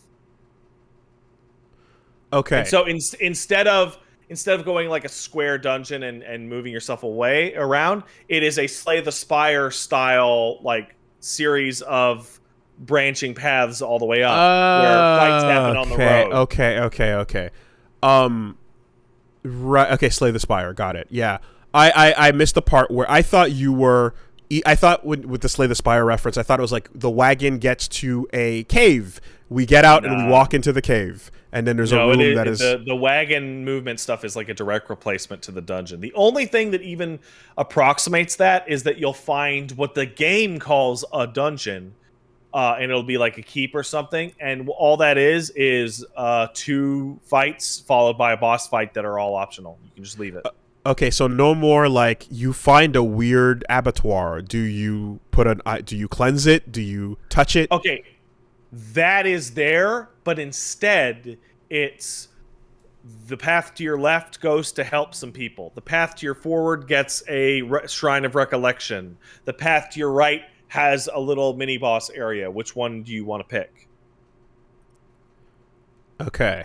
And then the path will branch from those, and then you have to look ahead and all that stuff. The most interesting thing about that, by far, is that on most road branches, your party will tell you which ones they want to go down. Yeah. And the ones that you go down that they like, they'll be happy about, and the ones that you go down that they don't like, they'll be unhappy about. But like there are things where you'll find an object and it's like a cursed fountain, and like if you have someone on your team that's like compulsive, before you get a chance to choose not to interact with it, they'll be like, me first, and they'll just touch it. That doesn't have that much of a... I didn't see anything. And it'll curse you or leave you fucked up in some way or something. Okay. No, right. Instead, what they do is... the torch is no longer a consumable that you buy. The torch is literally hope. Like, it's the last bit of hope in the world is the torch on the back of your wagon. Oh, and okay. It has the same kinds of effects where if it's high, your party will do better. But light affects certain classes better. Right. Exactly, like the paladin types. Only way to get more is to help people out on the road. Oh, okay. Are there still attacks that add to the torch? Not that I can see right now. I might have missed them, but I didn't think so. Because some classes, especially the religious types, have attacks that when they land, it increases the brightness. You know, there might be, but I did not see them. Okay, interesting. Or if you choose to, for example, use the occultist style healers instead of your Vestals, then they're gonna create instant darkness. I'm seeing people in the chat say that all of the religious characters died in the course of Darkest Dungeon 1. So there are definitely classes that are not going to come back, and there's going to be a bunch of new ones as well. Are you serious? And the way that they're treating the characters is the implications that the characters that you have with you are probably the same ones from DD1 that made it through. Oh man, the lepers are gone. The Vestals are No, the gone. leper's there. Okay. Leper's definitely unlockable there. Werewolf, Lycan. I not see that. Okay. Damn. Well, shit. That's nuts. I mean, sometimes it's awesome to go out with a fully religious cast. You know? I foresee Reynaud becoming a boss. That just feels like I foresee all characters that don't come back as part of the party to be boss fights. Because that would be sick. So then some classes are currently not implemented because it's early, or they're... Yeah, there's a bunch of classes that aren't implemented, and it's okay. unknown as to what they are, but it definitely doesn't have everything in there. You really need to play it to get, like, because this is a lot of change. I think one of the things I was reading about that's a wild amount. The devs was that, like, it's a very different game, and it does not replace DD1. Doesn't sound like it, especially when you said like that Slay the Spire comparison where you're no longer walking around a dungeon. Like that on its own is humongously way different. More like a regular ass roguelike. Like, well, this run's a disaster. I'm gonna just try and keep it going as far as I can to get enough points to possibly have a better run next time. And it also sounds like, by changing the stress system in the ways you described, especially the lack of downtime, because you would have weeks where you're like, my best party is so fucked up after that last dungeon, they need to be gone for the next 2 weeks. Time has to pass. I have to pick in a whole expansion team squad and run with the bench, for a week just to get time to pass so my starters can come back. In this game, the bench is just dudes that are fine. Huh. Okay. Yeah, this is one of those... what's another game where, like... I'm thinking there's an example I can think of like a game where the sequel just went completely different genre on it. Oh, I'm sure there's a million, but I can't think of any right now that would fit this. Yeah, okay. But that's a huge change up. All right. I don't hate it. I don't hate what you're describing. It's so much goddamn fun. It's real hard, and I do wish the keybinds were a little more forgiving. But it's so good. Faster runs would be a more not friendly, but like a more satisfying thing though. For sure. Because like I said, like my first save file is just a billion hours, you know, on one of the earliest versions of the game. And, like, I'm like, I think I can do it. I think I can, and then you run through like one of you run through the darkest dungeon and you just wipe out the team that you've been building up for the last while. And you're like, God damn it. My Hamlet's down to scrubs again. This is going to take a while, Yeah. Interesting. Okay. All right. We'll talk about that more next week. We'll talk about more this week, very briefly, is Fatal Frame, I want to say 5, but I'm not sure. Maiden of Black Water just got re-released for pretty much everything. Got sent a code by a Koei Tecmo gentleman. Thank you, Koei Tecmo guy. It was very nice. That game is not like other Fatal Frame games. Does it still break your immersion with big combo flashy good shot? Yes, it absolutely does. However, that's not what shattered my immersion. So I don't know if you remember, Wooly, but this was the Fatal Frame game that came out on the Wii U that people got mad that they had cut some of the gravure costumes from it in its Western Wii U release. I'm vaguely recalling a story like this. Vaguely recalling. So, I think we took a look at it for Shitstorm for like maybe an hour back in the day, and it was like, didn't remember much about it. This game is less about being spooky scared of ghosts, and it's a lot more about what if in a scary situation some Japanese girls that you dressed up to look cute fell into the water and got real wet.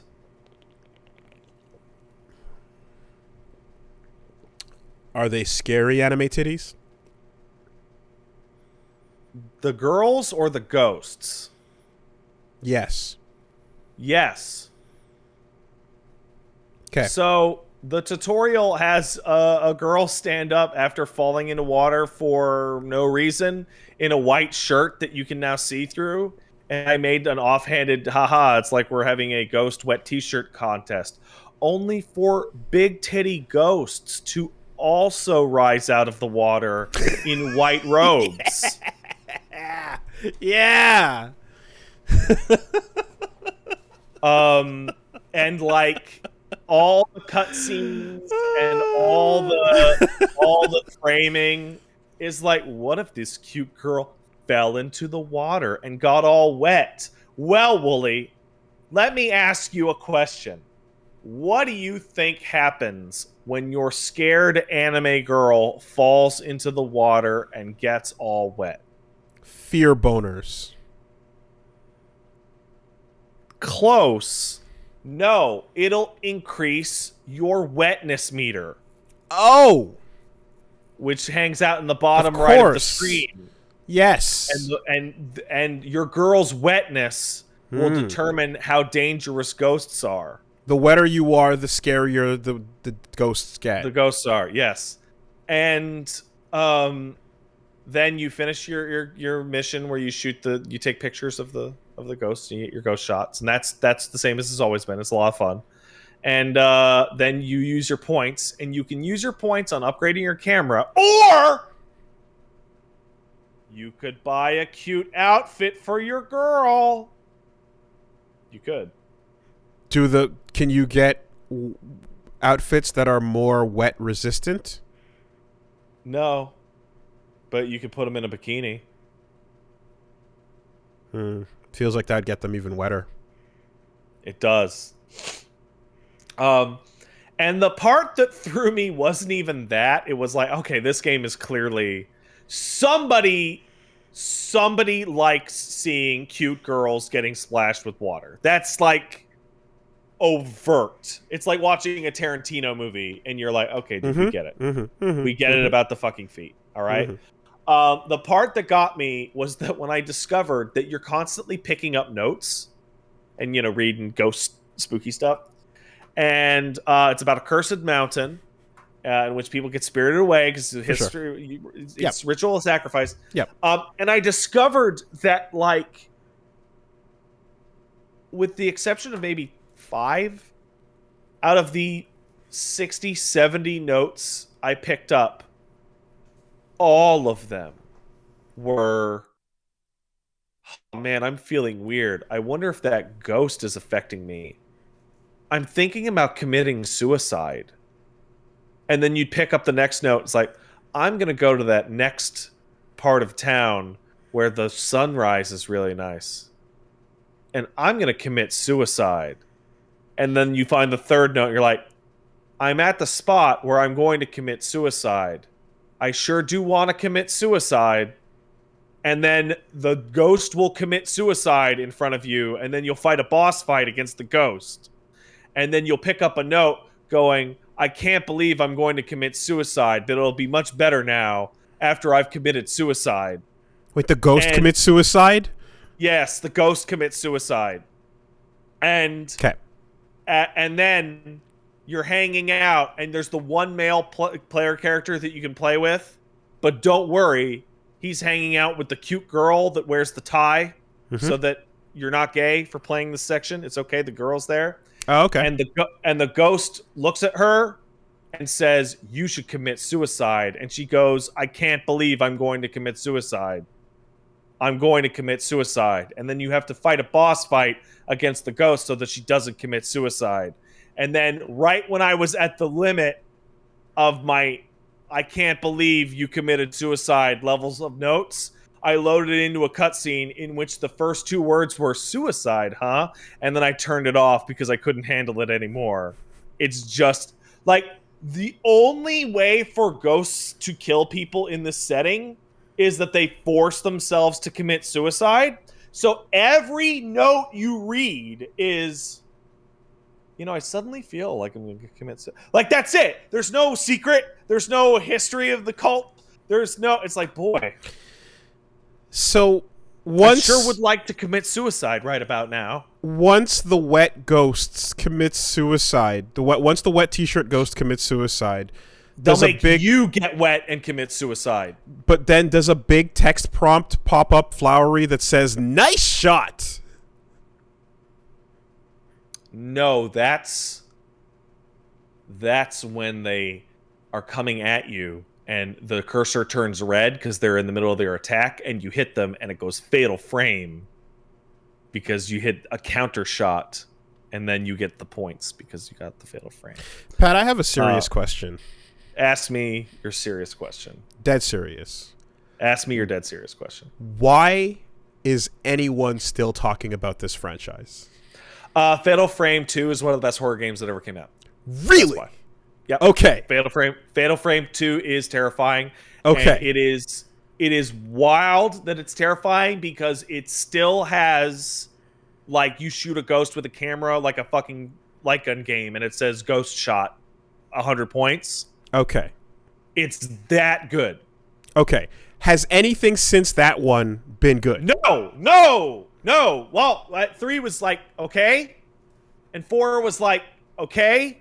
And this one seems like bad, but if you're horny for wet ghosts, then, I mean, that'll do it for you for real. That's what it's got.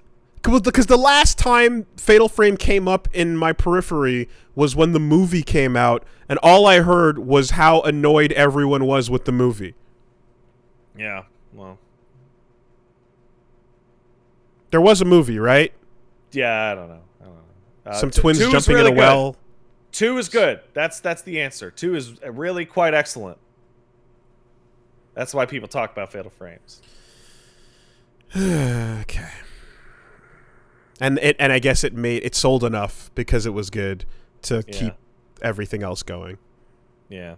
All also, right. I gotta say, shout out to a noise filter you can't turn off that makes my stream look like absolute garbage when I stream that game, because Twitch and YouTube compression just hate it a lot.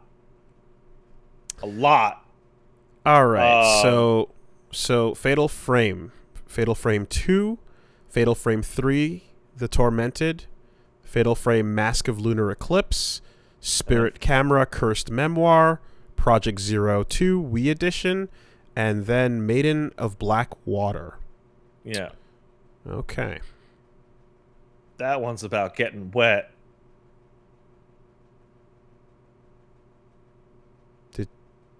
Did you get wet?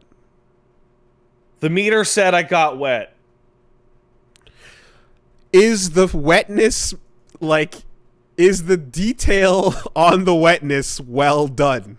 Oh yeah, all the clothes have a dry version and a soaked version. It's an impressively done. Okay, all right, 100%. All right, well, can't say that they didn't, deliver what they promised to.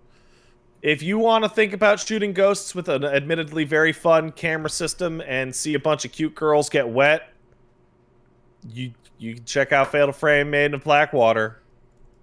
That's what that game's about. That's what's up with that shit. Hey, I played Back 4 Blood. Did you ever play Left 4 Dead back in the day? Yeah, the first one. Yeah, well, you know exactly what Left 4 Dead is, because Left 4 Dead was the same thing forever, and it was great.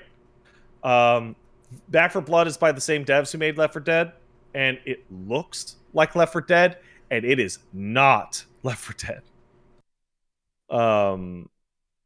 It is significantly different because, Like you're going through. Wait, you what? You laughing about the wetness meter? You laughing about the wetness meter? The WAP-ing System. Yeah, that's right. Wet ass photos, dude. You got to make sure your camera obscura doesn't fall into the water. All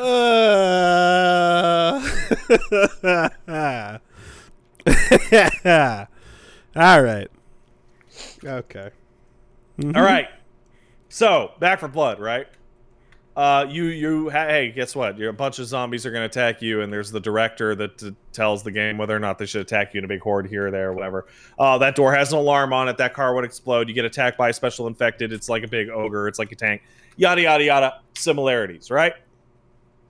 The biggest differences are that Left 4 Dead had the feeling of like an arcade game, where like, in terms of your character, it was cosmetic. In terms of your weapon, there was really only 2 shotguns and 2 machine guns, that kind of thing, right? Mm-hmm. This game goes, no, there's like 40 weapons, and you can throw a million attachments on them. And the reason why you would do that is because you are earning like copper as you go through the area. Like you'll go, oh look, there's copper over there, and you'll go pick it up, right? And you are buying in like Counter-Strike once you get to a safe room to upgrade your shit. Is it for PvE? Yeah. Okay. There's also a PvP mode.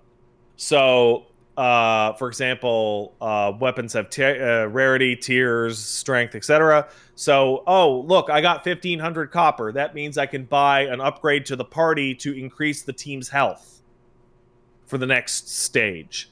And, oh, I have a little extra left over, so I'll upgrade my shotgun to this better shotgun. So by the end of your run, you are super powered compared to the beginning of your run, just in terms of your gear. On top of that, they also do like a card system, which looked really complicated. It's actually really simple. Every single like little piece of level, you get to pick a card, which will buff your character in some way. So something like if you're critical health, a kill will increase your health. Or you have more stamina, or something statistical or something like that. And you make a deck and you just pick them in order. Like the first card that you place will be yours for free. The 2nd through 6th cards, you get to pick it, and it'll just cycle through as you go, right? And the difference starts to show itself off the more levels you play, because in Left 4 Dead, when you're at the end of No Mercy on top of the hospital, yeah, you had medkits, and yeah, you had the good shotguns, right? But you were functionally the same character that you were at the beginning, right? Mm-hmm.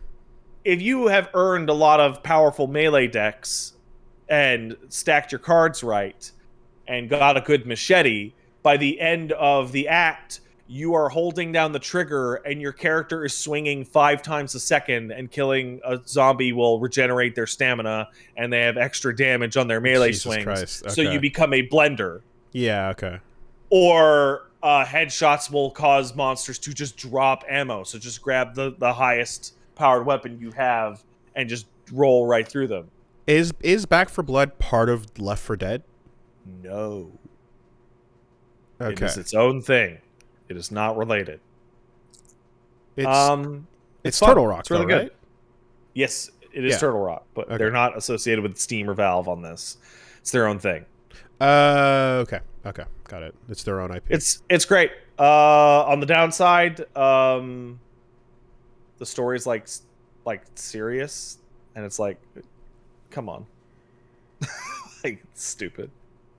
Aside from that, yeah, it's a ton of fun. I played with some friends. I played with Paige and my friend Vel. We had a great time. It's tons of fun. Good multiplayer game. So they just, I guess, we're just leaving Evolve behind. Yes. Just leave that. Just leave that over there. I like it on paper. I still like it on paper. Yeah, it's a fun game, but I mean, it's not your thing. Yeah, that's fine. Oh, you mean Evolve? Yeah. Oh yeah. Oh no, yeah, Evolve. I like those 2 matches I played at that event. That's what I liked. Mm-hmm. And last but not least, remember I talked shit about Little Hope last week, and it Yep. gave us that incredible photo. Hey, Yep. shout out to Dryden for making that great scorpion frog meme. I love it. Me and Paige played House of Ashes yesterday because it was Halloween, and that's the new one. Hey, guess what? That's the best one since Until Dawn, full stop. No question. It's fantastic. I saw a review that was titled, It Takes Itself Too Seriously. But I didn't actually read it. It's a horror property.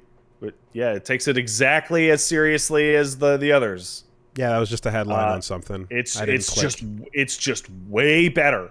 Okay. Which means thus the default better than the rest of the Dark Pictures trilogy. Yeah, there's definitely Until Dawn, then House of Ashes, then a little bit of a gap, Man of Medan, and then a huge power gap, Little Hope.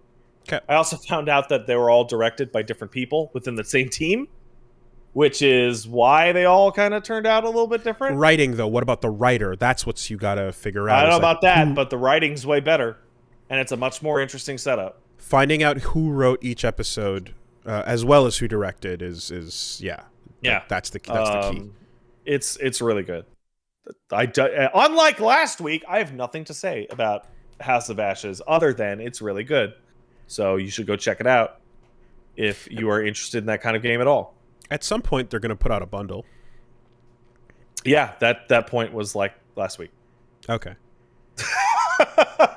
But there's more games coming after this. Yeah, there's one more game coming out. So. They announced the 4. Yeah. So. Yeah. Cool. And last but not least, remember last week when I was like, I'm worried about Tim Rogers. I don't think Tim Rogers is okay. How's Cyberpunk? So Paige can vouch for me. I correctly guessed the format that the 10-hour and 6-minute Cyberpunk review would take, in that it is a 7-part choose-your-own-adventure review, in which Tim only wants you to watch 2 of the parts 2 through 6, and then go to the finale.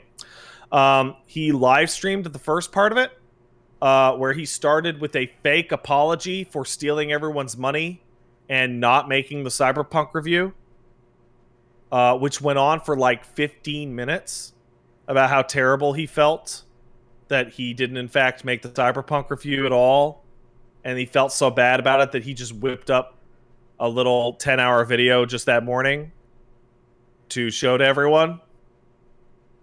And it's great. Hey, guess what? It's a good-ass pieces of Tim Rogers content. Though Tim is a really smart and talented guy, he is also the poster child for crunch, because he talks at length during one of the parts about how he cannot help but crunch himself. He does not know how to work other than crunch. And much like the last couple reviews, he came very close to killing himself with work on this one, and somehow gave himself a viral or bacterial infection of his jugular that like almost gave him a brain aneurysm, which required like weeks and weeks and weeks of medical rehabilitation. So when I went to Action Button and took a look and saw a Cyberpunk video went up and it was about an hour long, and I went, oh, good, I guess everything's okay then. No, that's because parts 2 through 7 are unlisted, because he wants you to use the playlist to and choose link to your them. part. Oh boy. Yeah, no, he had strep throat for over a month, and instead of going to the doctor, would just eat lozenges to make it feel better, and then that infected his tonsils, which then infected his jugular, which then almost killed him with a blood clot. Because he works like 16 hours a day for like, 11, 12, 13, 14 weeks in a row. So don't do that. Yeah. Kind of need that. It's like a bit of that Sakuraism going on there, where you need a team member to come over and just literally turn your computer off. Yeah. but you can't do that when you're making your own things. Yeah. Self-crunch. Also, on the topic of crunch, in the beginning and in the live stream, Tim begs you not to watch all 7 parts in a row. And to definitely not tell him that you watched all 7 parts in a row. Because he wants you to pick part 1, then 2 of the 6, and then the final. Which I did, and then watched all the remaining parts in a row. And is there a really good reason underneath it? Yeah, they're all different focuses. One talks about the game's reception, one talks about what he liked, one talks about what he didn't like, one talks about the sweeter the honey tunnel, the bigger the blast waste, which I don't know what that means. But when you beg somebody not to see content, how can that possibly defeat the FOMO of wanting to watch content? It doesn't. I'm doing a shrug here. I'm doing a shrug. It clearly didn't work. Though there's a secret about that in one of the parts, but I won't mention it. I see. What's fascinating is Gene got a shout out in that video. That's cool. In a segment in which Tim is railing about the nightmare of modern life, he yells at Gene that he doesn't have to retweet everything he sees on his timeline. That's funny. That's great. Yeah, don't crunch. Crunch will kill you, even if you're a smart person like Tim Rogers. And that was my week. Okay. You want to check out more of my crap, you can go down to twitch.tv/PatStaresAt. All right. We hitting a break or? Yeah, I could take a piss. Okay. Be right back.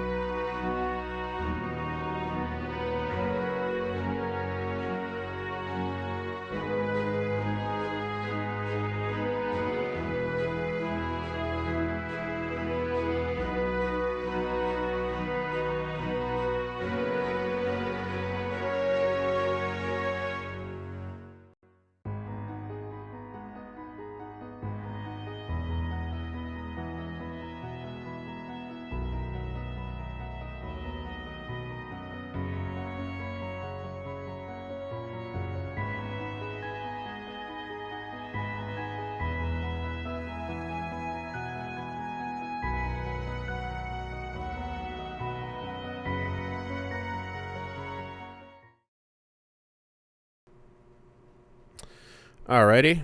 Quick word from our sponsors.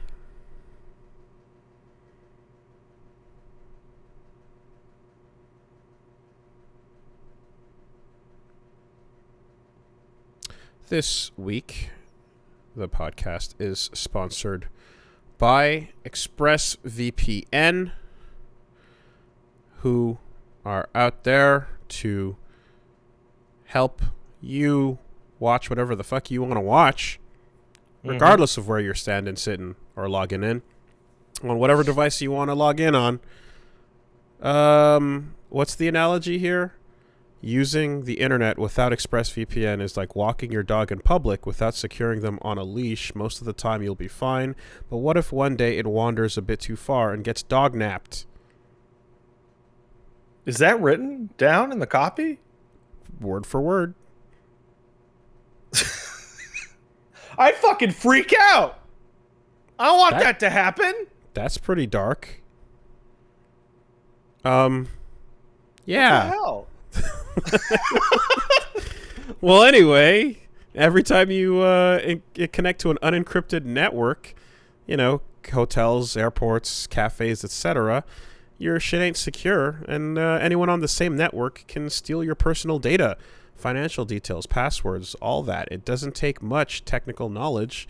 It's just some cheap hardware. Some 12-year-old sitting there next to you could be doing it as you speak. 12-year-old steal. This is a known factor. What about dog napping? You know, that's a real thing. Like when we got Geef, we were warned by many people to make sure to get a big sturdy leash for him, even when he was a puppy, because people will go around with pairs of scissors and like yank your fucking dog if they're a little baby. That if it's a dog that they could just, like, when it's a puppy, they could just pick it up and run. They will totally do it. Wow. I didn't know that was a thing. Yeah, Lady Gaga's dogs got stolen. Yes, from her dog snapper, yes. But from you see, her that dog walker, who got shot in the process. It's pretty fucked up. But that's like someone going, well, this is Lady Gaga's dog. I'm going to ransom it because, you know, Lady Gaga. Yeah, well, Zangief was a bulldog puppy, and people want those, so, you know. Wow. Well, anyway, but if only I had used ExpressVPN, I wouldn't have to worry about that. That's exactly correct. I don't think that's how it works, but I'm trying. No, but you can protect your sensitive data, which is like a dog, by using ExpressVPN, and you know, it's a way to encrypt your device and encrypt what's happening between you and the internet. So you can, who doesn't want to encrypt their dog? Encrypt your dog, so that no one can steal it. If you're going to go to your local truck stop and just put your dick through a hole in the wall to just see what happens, you're going to want to make sure that nobody steals your data from your penis. So wrap it up like you wrap up your internet with ExpressVPN. All right, we just took a left turn while we were already on the bank. We're now driving into oncoming traffic. Listen, just go to expressvpn.com/superbeast. Today, secure your online data.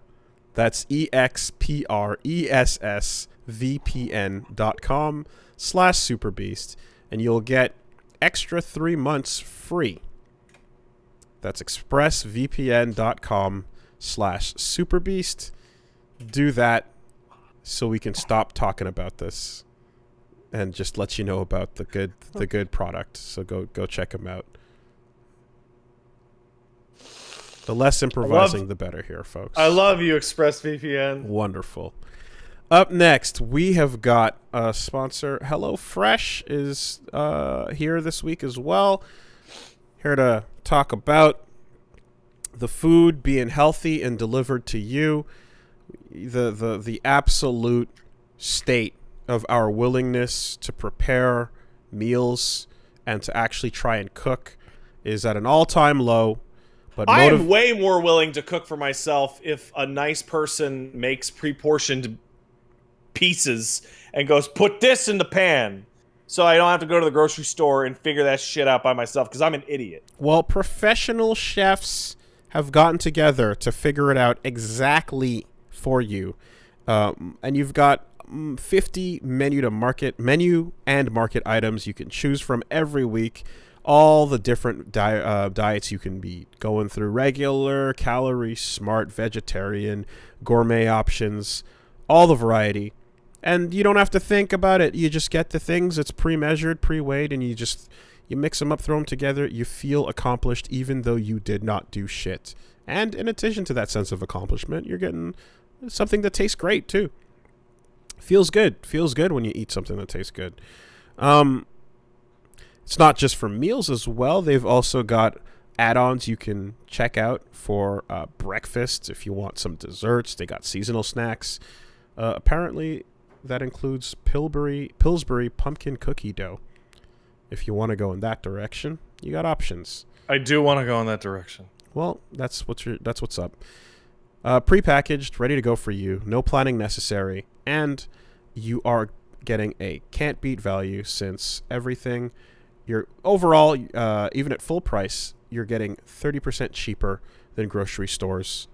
So yeah, put your plan together and check them out. I know we've talked many a time about your sense of accomplishment in putting together meals from HelloFresh and feeling. I've cooked.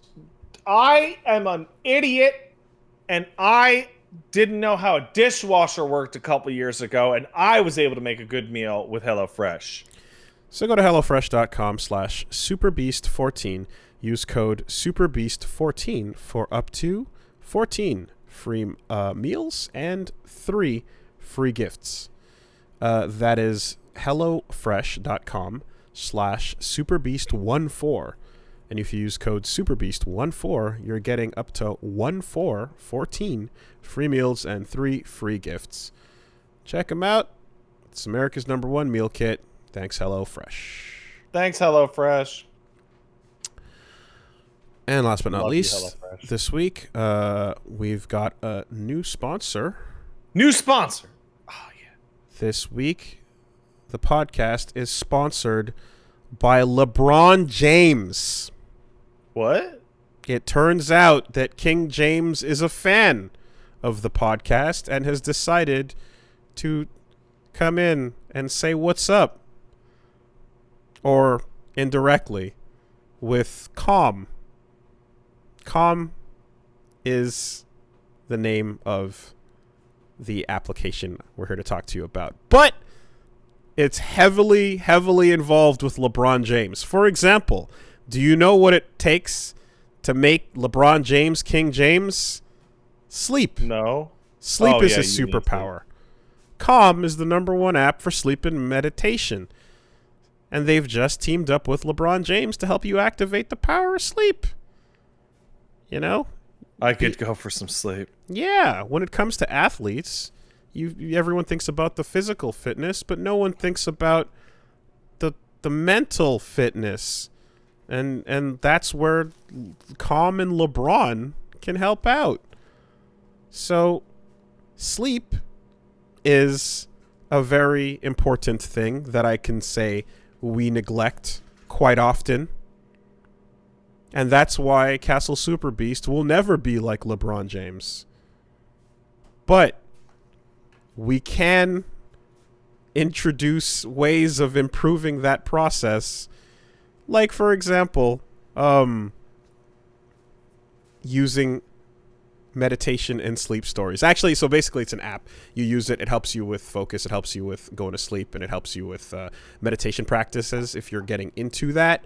If you want to doze off, apparently there are things called sleep stories, and they're essentially listening that is made to help you doze off. So when you're a kid and you're listening to the sounds of your parents reading you a story, that's where a sleep story that you can select from this app can kick in, with tons of people. Oh, that sounds nice. Tons of options to lull you off to bed. And yeah, they've got options for that as well. They've got some help, instructions, and things to help you get focused if you want to introduce a little bit more calm into your life, and if you want to get healthier sleep, and if meditation is also something you want to do, which does have its benefits. I used to meditate quite a bit back in the day, and I don't take the time as much these days anymore, and I really should, because I kind of miss those periods. Once a week. I meditate probably once a week. Yeah, I used to do it once a week. I used to just slow things down, and it was very, very helpful back in the day. I do so in a very unique way, but I mean that's my thing. Mm-hmm. So, yeah, if you're interested in any of that, if something like improving your sleep perhaps strikes your fancy, you want to check them out. You can head to calm.com/superbeast. For a limited time, you'll get 40% off a Calm Premium subscription. That's, again, for a limited time, you get 40% discount off of your Calm Premium subscription at calm.com/superbeast. You can unlock content to help you focus, ease stress, sleep better.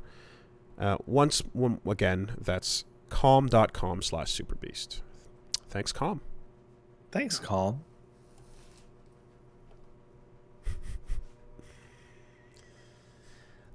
Okay. I have to point out that in the middle of one of those ad reads, I completely lost my shit. It's because I looked over and saw a longtime fan post the words, "Well, I must have stolen a lot of data then," during my ExpressVPN analogy, and I couldn't handle it. I see. All right. A couple stories this week. Just a handful, but some stuff that's worth a peep. First off, I didn't expect anything to ever come of this, but it would seem that Gung Ho is going to continue the Let It Die franchise. Yeah, this is actually like, without what? Suda51, or so far we haven't heard of his involvement in any way. But there's a new game announced called Deathverse, Let It Die, that's clearly a sequel that's taking place hundreds of years later in the Let It Die universe. Very strange. I didn't think they would look at someone's like unique, because it feels like it's his property that he made with them, that they own it, but it feels as if it's like, yeah, he made this wacky new world, and like maybe he'd come back to play with it someday, or maybe not, but yeah, they're doing something without him. So there's a trailer, and it seems to be focused a lot more on a outdoor kind of battle royale-ish vibe than the climbing the tower Souls-ish punky elements of the original. Dunno how far you got into that. Not very. But it turns out that there are some large pockets of Let It Die fandom out there because it was free. Mm-hmm. And that means a lot of people got their hands on it and got a chance to go pretty far in. There was the optional buy-ins at certain points and whatnot, but like you could play a bunch of the game for free, and that meant, yeah, there was a lot of people that just were fans. So I'm seeing people excited for that, although I don't know if this game is going to be free. They announced it for PS4, PS5. It's coming out spring of next year. And yeah. Oh, it will launch as free to play. Okay, yeah, so it's going to be free. So that does wonders for getting the word out there on this stuff. But it just feels very odd to not get Suda back on board, unless he's too busy with whatever else he was doing. Maybe perhaps No More Heroes would be taking up that attention. Mm-hmm. This is. I'm just like. And no thoughts? The only reason I gave a shit about that game at all was because Grasshopper worked on it. Like, removing them and going forth, like, what if we did a Grasshopper? What if we did a Let It Die without a single thing that's interesting about it? Hold on. People are saying he wasn't really involved, but when I saw the premiere, not the premiere, at the stage show. Okay, hold on a second. Let me just look this up. I remember he was like at the booth promoting it, and I had always assumed that that was something he was involved with. If he was not, then this could all be fake news right now. It could be the fakest news you got. Well, I mean, they did announce a sequel. I did see that. That part's not fake. Oh. Okay. He is not actually. Yeah, it's not actually a Suda game. Okay, well then, you know what? Never mind. He is not the director, producer, designer.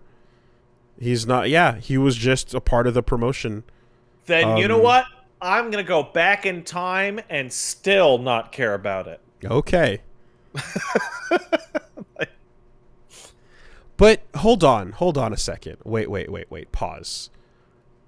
I'm not crazy here, but Lily Bergamo, was that not a Suda project?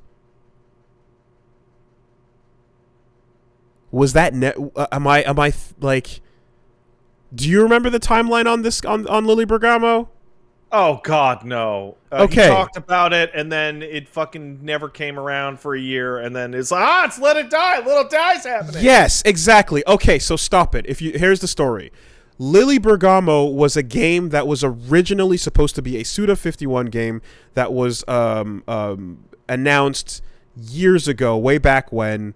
What? 14? What? But anyway, it was years back, and that project went quiet for a while, and then eventually re-emerged as Let It Die, which was, I guess, they redesigned the game, but the redesigned Let It Die isn't exactly his game, even though the first one was.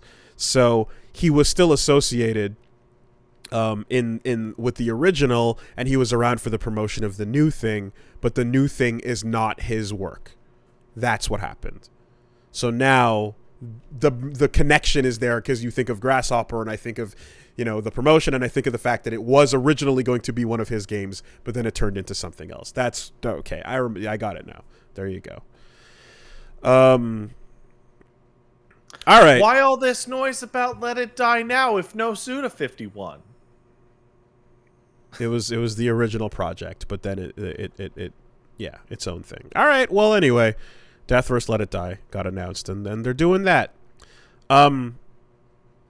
You have to assume that if they're doing another one of these, right? I enjoyed some of the first game. I thought some stuff was really cool. I did a couple runs through it, and I did a couple streams actually back in the day, and I had some fun. But kind of dropped off. I have to assume that like the free to play aspect and the attention it gets, and then eventually the money it makes by having the micros is profitable enough that they want another one out there on current gen. Clearly it worked out that they're going back to it. I thought it was okay. What did I get to? Maybe like the second or third boss, and then I was like, all right, I think I was satiated there.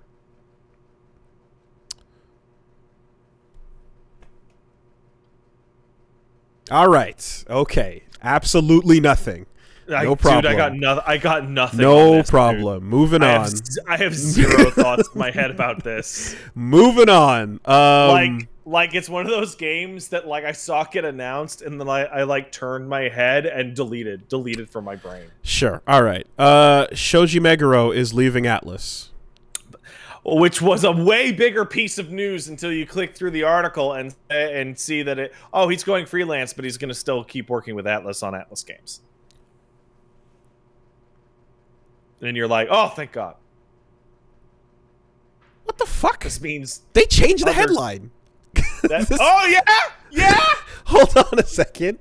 Yeah, okay, no. Because originally... Okay, no, hold on. The emphasis was composer Shoji Meguro leaves Atlus, and he's developing an indie game to be announced on November 6th. And that was the thing where it's like, yeah, he's leaving to work on indie games that he's going to be announcing very soon.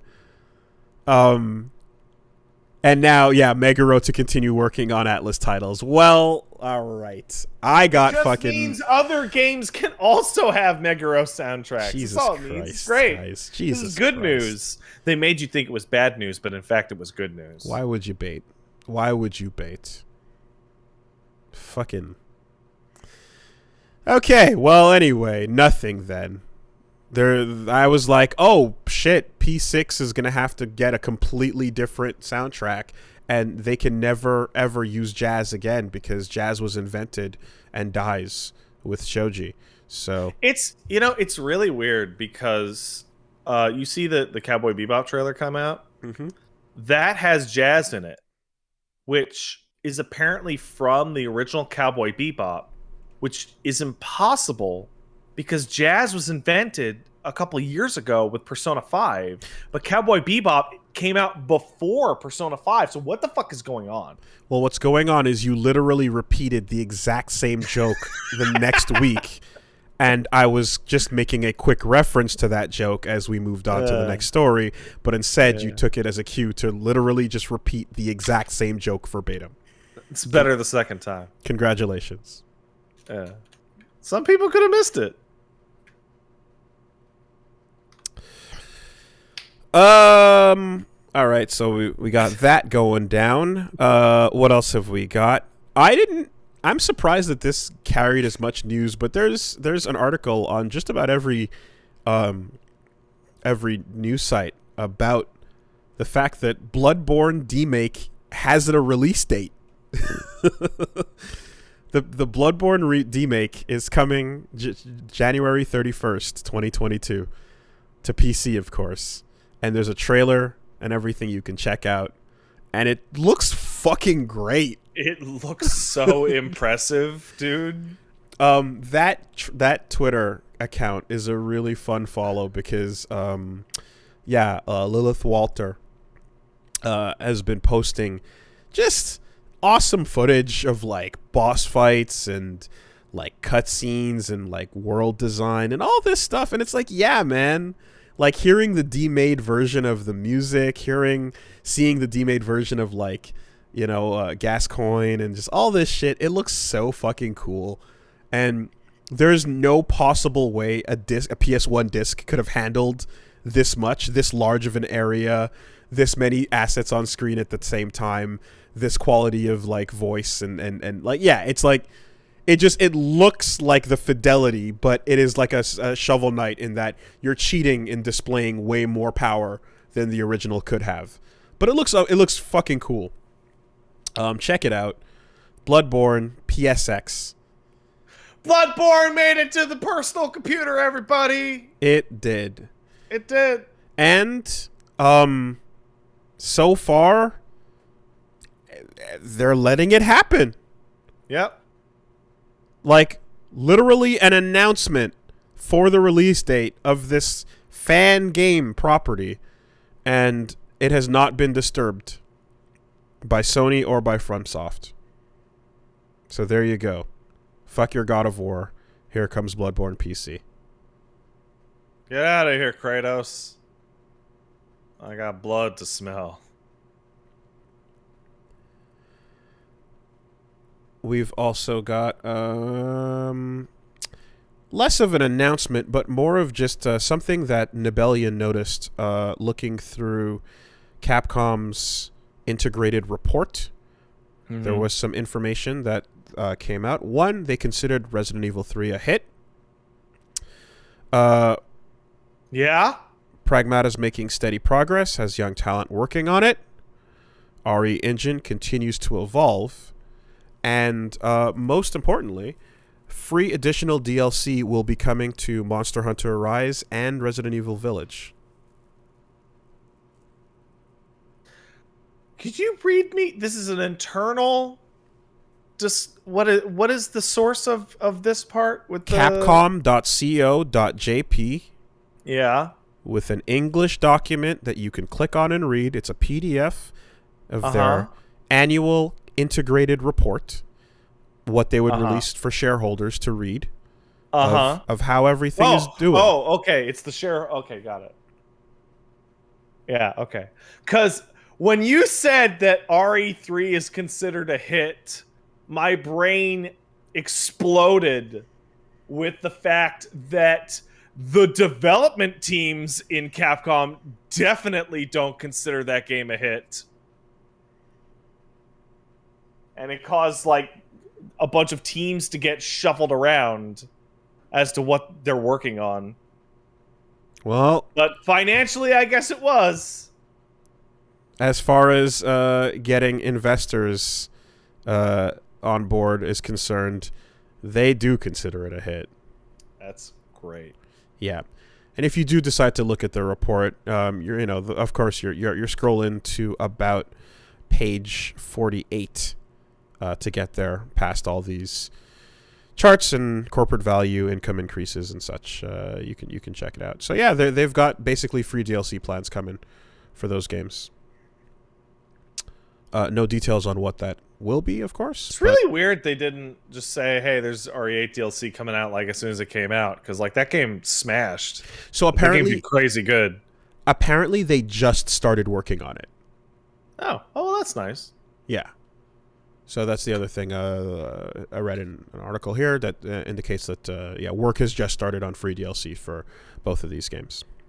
Good old free DLC. Mm-hmm. Good shit. Then we've got just a little nice feel good over here for those in the know or for those who care.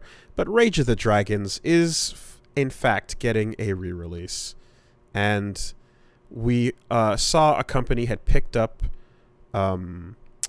the rights to do so, I think, not too long ago, and there was like, oh, word on the street is a sequel might be in the works or something. And now we've just gotten confirmation that, yeah, they're porting Rage of the Dragons to everything modern. PS, Switch, and Xbone. And we will hear what's happening with netcode, hoping for good things. I have a silly question, because Rage of the Dragons is bizarre. Rage of the Dragons got a regular release at some point, right? Yeah, it was originally a Neo Geo home system game. Because everything about that game is fucking bizarre. It was because it was during that confusing era when SNK was sort of dead, but not really. Right, okay. So then what they had to get Playmore, Evoga, Brezasoft, all these different companies stepped in from not just Japan to work on, some fighting games for Neo Geo, and this was before like Playmore fully came back and it became SNK Playmore. And yeah, so this is when Japan was working with I believe it was Brazil on creating this game, and it unfortunately was supposed to be a Double Dragon fighting game officially, but then the license got revoked right before it or like they didn't have the license. Anyway, they made the game and then they were told that it's not an official Double Dragon fighting game. So they just released it anyway, and the characters are still Billy and Jimmy Lee, but whatever. It's not Rage of the Dragons. It's not Double Dragon. It's something else. But I bring it up because what they did release is a fucking cool fighting game, and it was good. It was fun. Designs are dope. Characters are nice, and it's a nice 2-on-2 system. And it's worth bringing back. So excited to hear about that. If it gets some rollback, then I think people will have fun with it. Because right now we're getting also some word on the street about the Breaker's Revenge port that's coming, and apparently they're going all out with giving it like not just rollback, but like a super detailed training mode. Wait, for Breaker's Revenge, dude? Yeah, and it's getting. I mean, it's dude. That game's legit, man. There's shit in there that's super sick. Shut up. It's a ton of fun. It's a ton of fun. I swear to God, Breakers is an awesome fighting game. It's really good. I don't believe you. Well, anyway, it's coming, and apparently it's also going to have the replay interruption system, where I think you can, like, I think I saw something about, like, yeah, they might be doing the thing where you can interrupt a replay and take control as well. So, fuck yeah, man. I'm all for this. Like, give love to these old fighters that a lot of these new people might have missed out on. If you started playing fighting games after 2009, you might have missed out on some fun shit. You know? You assuredly did. There's a lot of fucking weird ass shit. Fighting games might have like the most amount of niche releases of almost any genre. Like, it's absolutely bananas how fucking many fighting games just have fallen into a pit. More than any other genre? Yeah, dude.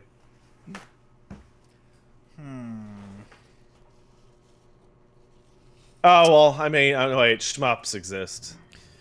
Like, what the fuck do you know about Ibarra, Pink Sweets, Mushihime-sama, Tuhu? You know. Alright, that's enough. That's enough. Karas, Triggerheart Excelica, Parodius, Devil Engine. Yeah, Parodius is alright. And I didn't even say Ikaruga or Radiant Silver Gun. Uh-huh. Or Judgment Silver Sword. Or Dodonpachi. All right, anyways. He's just going to keep going. He's just going to go. Yes. Yeah, we could, but we won't. We got those. Gundam cafes will be closing in Japan starting next year.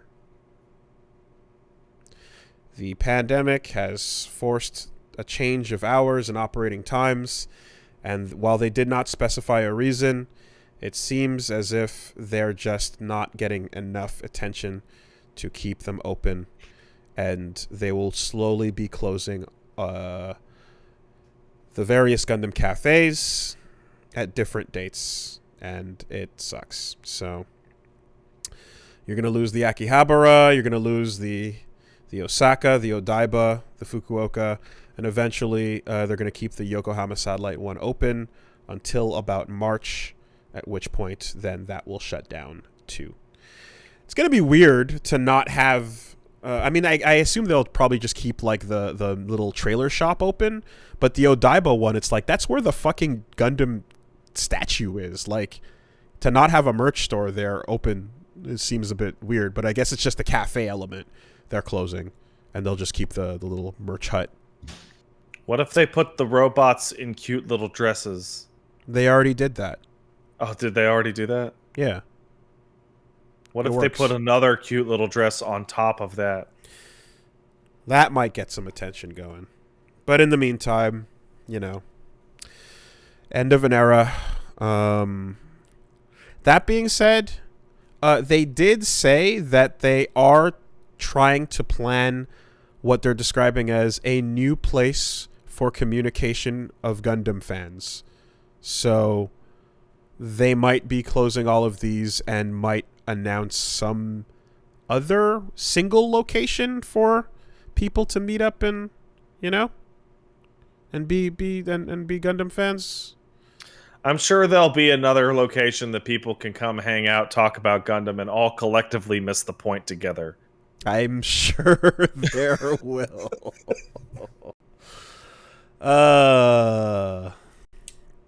Yeah.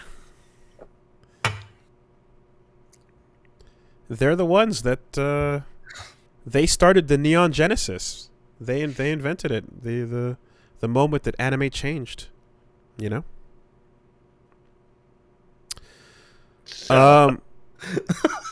There's a whole history about that, actually. You can go read about it. Like the reference to the the reference to the new genesis of anime started with Gundam, and they had a big meetup in Japan when like a bunch of adults basically got together, and Tomino got on stage, and there was a big thing with like, hey, adults can like anime too, and anime is not just for kids, and we can make cool shit. And everyone was like, yeah, and then that's where like the first cosplay basically started. Yeah. And they went, I want to dress up like the cool robot. Who's that guy on the stage? Get out of here. It was the birth of cosplay. I can't get wow, cool robot out of my head. Like I can't. It's just. Oh. So. Did we talk about Squid Coin last week? No. Oh man. So there's a new NFT token thing called the Squid Coin, based off of the Squid Game. Uh-huh. And it rose 2,300% in a single day because people wanted to hop on the new NFT fucking bullshit of the new hot show, only to discover that Squid Coin does not allow itself to be transferred, sold, or given back. It's completely locked the instant you buy it. So do you truly own the JPEG then? No, you don't even own anything. It's a coin. It's not even a picture. Oh. And there's just thread after thread after thread of guys going, how do I transfer this into Ethereum? And dudes doing like, wait, how do I sell it? And you can't. Maybe you have to play the Squid Game to sell it. Oh fuck. Oh man. Yeah. It's just like the Squid Game like cultural thing has been the absolute most bizarre thing I've ever seen in my life. I saw like American news doing like drone footage of their children playing. Yeah. Yes, I saw the light, green light in school. How did this nefarious thing? And I'm like, are you fucking serious? Look, shit's weird. Shit's weird. I thought like the other thing. I saw something about a bunch of dudes are trying to steal Metabots by turning it into an NFT game, and like they bought the Metabyte. They made a trademark because there's a trademark that expired, so they got a trademark, and they don't actually have the IP. That's still very much owned. You don't need that. But because they got the trademark, they thought that they now own Metabots as an IP. Yeah. And then there was like an Indiegogo. There's a whole thing. And you know, through sheer brute will and force, it seems as if they're trying to like just force the idea that like they own Metabee and they own Metabots now, you know. Anyways, what do we got? We got you know, there's not much to this story because it's a big announcement, but it's effectively nothing to say here. Sega's entering a strategic partnership with Microsoft. Specifically, they're going to be using their Azure cloud platform for working on what they consider to something called next-gen large-scale super games. Oh, it's a fucking lie! So it's just it's games with cloud computing, essentially. Oh man, that seems to be the case. Everything in that description is a lie. Oh my god. This is holy shit. But the only reason why I bring this up is because I am shocked and surprised to see that Sega and Microsoft are like working together. Yeah, that is wild. Well, they did have a little bit of a back and forth with them over Phantasy Star Online 2. True. The Microsoft Store and all that. True. But you know, without going into a ton of detail or saying anything that I can't, I have mentioned in the past before that I have spoken to people directly in the industry who have essentially told the story of how Sega and Microsoft had some bad blood. Yep. Because they were supposed to work together on things, and then eventually they stopped working together on things, and then suddenly an Xbox existed. So it's very surprising to see that, I guess time heals all wounds. But no, money heals all wounds. This is true. But for a while there, I didn't think they'd be on good terms. Yeah, there's a bunch about the creation of the Xbox that is in dubious form. But anyway, Super games coming soon. Sega can't make any Super games. And one more little thing here. Trailer dropped for the Book of Boba Fett. Yeah, it looks good. You didn't watch season 2 of Mandalorian, right? Just season 1? No, I watched it all. Oh, okay. So, trailer seems fine. I guess you just have to, erase whatever Boba Fett expanded universe versions you had in your brain and replace it with this one that is going to be Gangster Man. All right. Give me a second. Done. Yeah. So you're getting Gangster Man, Gangster Boss, Boba Fett. Trailer seems fine. Seems like it's gonna have similar energy to Mandalorian. A little bit too much helmet off. For something that was whoa, reveal in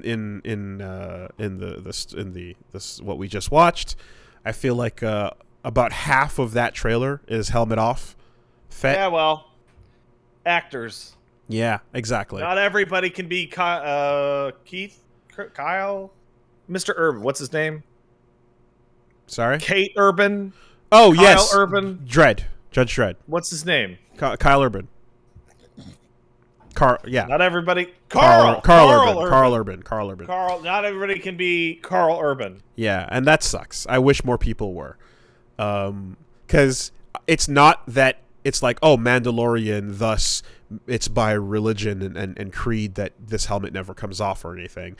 It's just he's doing his own thing and he can give as little or as much of a fuck as he wants to. But obviously it's on a whole bunch of the time. So to then just casually rip it off a whole bunch of times just because actor needs to have face. It's I'm an actor. God damn it. Maybe if I show enough of my face during this fucking shit, I can do something that doesn't have anything to do with fucking Star Wars. Not just Judge Dredd though. Mandalorian as well. The face is a plot point, Mm-hmm. So, I like when you have those things where it's there can be a character who's masked and you don't have to do a ton of oh fuck this, I'm taking it off, I gotta act, or the Gene Roddenberry aliens, where if they let me ask you, I wanna say we both have the same answer. What's the worst actor / role that ever did I'm gonna show my face when I'm acting, goddammit, in a movie? Because for me, it's Topher Grace as Venom. Oh, Every single time he fucking speaks, it rips off of his Venom body. Face comes off. Yeah, that was really bad. I wouldn't have thought of that, but that's a really fucking dumb one. Because they just insist you have to see the performance. How else are they going to get their Academy Award nomination? Man. Stallone as Judge Dredd is also really good. I'm seeing people see because, man, he does not wear that helmet outside the opening scene of the movie. I still remember seeing him though. It's been a long time. I haven't watched it in forever, but I still remember seeing Stallone's face.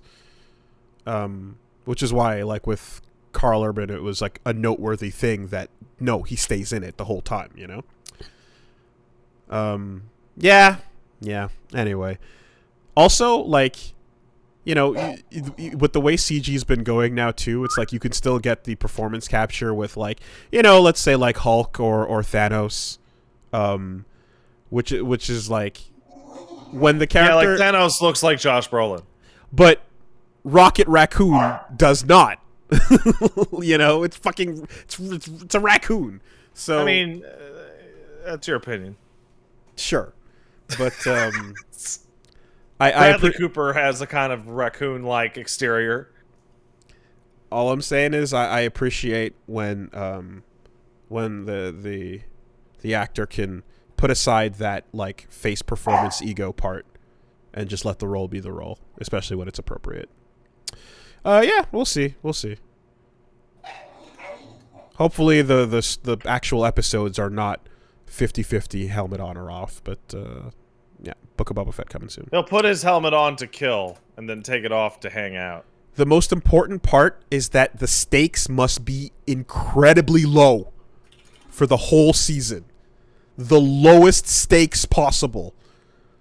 A couple of bucks here and there, one or two revenges, just local ass politics getting fucked over in Star Wars. Hey, I want to do some crimes on this shithole planet, and I want money. That's it. And some guys are going to be like, I also want money, but I don't like you. I want to see, like, eventually there will have to be a lightsaber, and it should be on the ground in some dead person's hand. No. Low stakes. No, it should be Boba Fett shows up, and some guy's like, yeah, motherfucker, well, I have a light, and then Boba Fett shoots him before he even turns it on. Sure. And then he's just dead. Sure.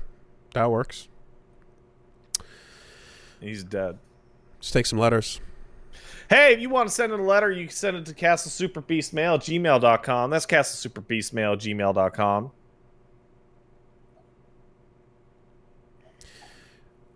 Check it out. We got one coming in from Agro Will. Says, Dear 6-Star Wooly and SSR Pat. Woo. How do you deal the maximum amount of psychic damage to any gacha game player? You say, I have dozens of packs, and I haven't even bothered opening them because I like my deck. I don't even play Teppen anymore, but I've been playing I was Mega just Man going to X. say, that's totally me right now in Teppen. They give you tons of free cards all the time. Oh, no. That's what I said last week. Oh. I don't even play Teppen anymore. I've been playing Mega Man X Dive. Yeah, it's gacha trash, but it's fun and I miss Mega Man X. And hearing Wooly say that gave me stomach-churning mind goblins. It also shows Wooly's psychologically amazing immunity to gacha tactics because of the tastes. Here's my attitude and the attitude of 99.99% of gacha game players. You aren't opening packs. You could get rare cards. Who cares? Just use it. It might be something cool. You can't know if it's in your inventory and if it'll give you good brain juices for 5 seconds. Do it. Yeah, well, you're not a gacha game player. You're a person who happens to play a game that has gacha elements. Excellent unintentional trolling, Wooly. Thank you. Absolutely shown like a remarkable resistance to these kinds of manipulative game tactics. So 2 days ago, I opened up Teppen and I was looking at the free packs at the top, and it was at like 59, and I was like, I wonder if I can get that up to 99. Oh my god. Oh my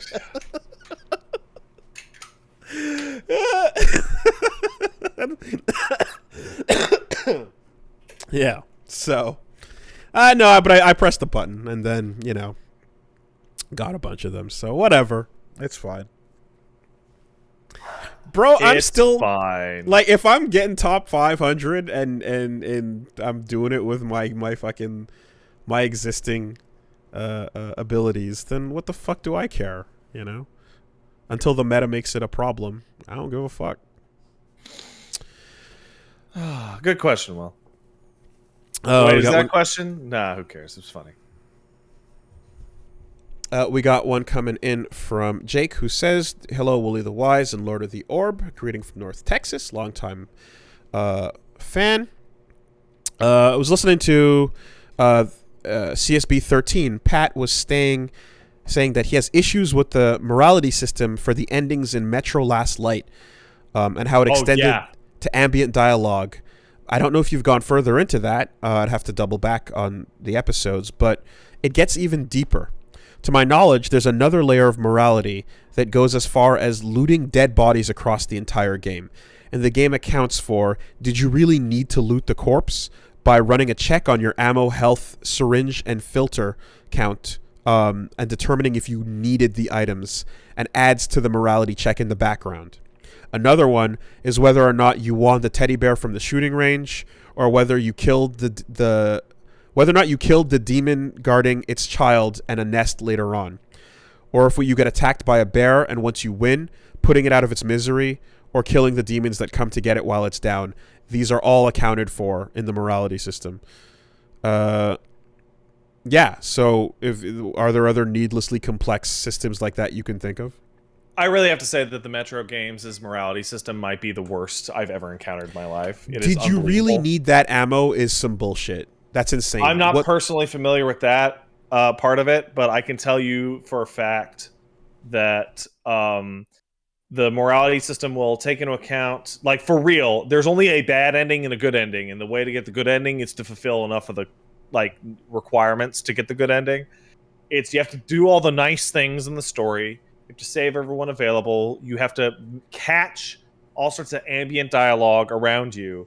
And the one that really drove me absolutely nuts was that in sections that are stealth-ish, right? The kind of murdery stealth kind of sections. Sure. It's get through without killing anybody, but also there's no way to take anyone out non-lethally. So it's just sneak through the whole area with that. And all of it combines to it is the only game I can think of where I would say play fucking whatever and then just watch the good ending on YouTube if you feel like it. It was so absurd that the bad ending is the canon one in the first game. Because no one got the good ending. Can you tell where you're at by the end? No! Okay. It sucks. Yeah. As for anything to that level, I think it's the worst one. I can't think of anything. Well, just the idea that looting a body for supplies in a survival situation could be counted as unethical is that's insane. That's the stupidest shit ever. Yeah. No, leave it on the body and run and walk away from it.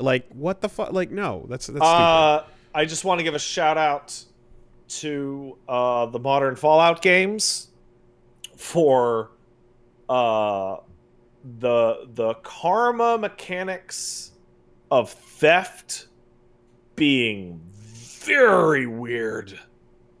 Hey, this guy's a slaver, but he's not attacking you right now. So stealing from him is bad karma. But if you shoot him because he's a bad person, you'll get good karma. Oh my but you God. might get bad karma from looting his corpse.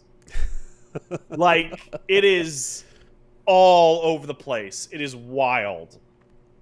Okay. You can shoot that Nazi, but you can't torture him. But if you steal from the corpse, that's also bad. Well, no, it's because negative karma is attached to stealing, and stealing in those games is taking an item that is owned by anyone else. Parlance, by anyone who isn't you. Yeah, okay. Regardless of who that person is. That's when complexity doubles back and falls apart. Because these multiple systems are interacting with each other, and you have exactly that. Where you're well, this person's bad, and the game should therefore not mind if I blow them away. So anything else I do to take from them should fall under that same system, but it doesn't. Well, New Vegas really kicks it down to the real wild because it's like, oh no, I got too much negative karma from stealing from this complete scumbag. I better go to the west side of town and shoot drug addicts until my karma evens out. Sure. I just all I know about like fucking what was it? I guess it's Skyrim or Oblivion, where you walk into a house and there's a bunch of children and then like a whatever, a guardian or a parent. Oh, this is Skyrim. Yeah, and then you just blow them away, and then then the children are like, "Yay! You killed the evil! Yay, you killed her! We hated her." Anyway, here's one coming in from Matt. Actually, this is the Dishonored design system. Similar topic here. The rushed design in Dishonored gives the morality system that Pat wanted in BioShock. So dear Pat and Wooly, mostly Pat on this one. In previous episodes of the podcast, you discussed BioShock's broken morality system, the dilemma between harvesting little sisters for more resources, but killing them or sparing them for fewer resources. Except that if you choose to spare them, the game gives you more resources than you lost out on. So there's no reason to ever make the bad choice. It's not a choice. It feels bad and it rewards you less. Yeah. Now along comes Dishonored. In Dishonored, it's fast and easy to kill people. You have an arsenal of firearms, swords, crossbows, etc., traps, bolts, powers. The lethal defenses on enemies can be hacked and turned against them. Stealth-wise, you can take a power that turns bodies into ash as they die, so they're never discovered. But if you choose the good option, going non-lethal, your options are limited. They're much harder, and you have to be slow and careful and rely on stealth. Hide unconscious bodies, get them eaten by rats. No method of crowd control, so you have to stalk them until they're alone. Your priority targets are easy to kill, but handling them non-lethally requires a long, difficult side mission. So is this not exactly the morality system you wanted for BioShock? If non-lethality was to take a late addition to the game's design, then might that morality system make the ramifications unintentional, which is even more remarkable? No, because the difference with the BioShock morality problems was that it was a numerical change only. It was a feeling-based check that was supposed to have you deal with your feeling and then get more stuff, and then it fails on a numerical level. In Dishonored, the problem, and I call it a problem because this is what was just described is the actual development explanation for the way that it is to go. It was the idea of that game's morality. The issue is that one of those things is more fun than the other one. Okay. When you're playing a paladin in a game and you're supposed to be doing a good job, right, and be good, it might be harder or it might be a little more strict, but it's still the same amount of fun as it is being an asshole. Let's take Deus Ex Human Revolution. I saved Malik from the helicopter crash, and I did so non-lethally, which was hard as shit, but it was a blast because I had to use all the non-lethal things in my toolkit because there were non-lethal things in my toolkit. Okay, I had so grenades the that could knock difficulty... people out. I had stun guns that could knock people out. I had takedowns that could knock people out. I had gas grenades that could knock people out. In Dishonored, you have a rear choke and a tranq dart, and that's it. So the difficulty being spiked up for the moral choice, you're okay with that as long as because the reward is harder earned for doing the right thing, as long as the methods that you have of play or even that you just get less reward for doing the right thing.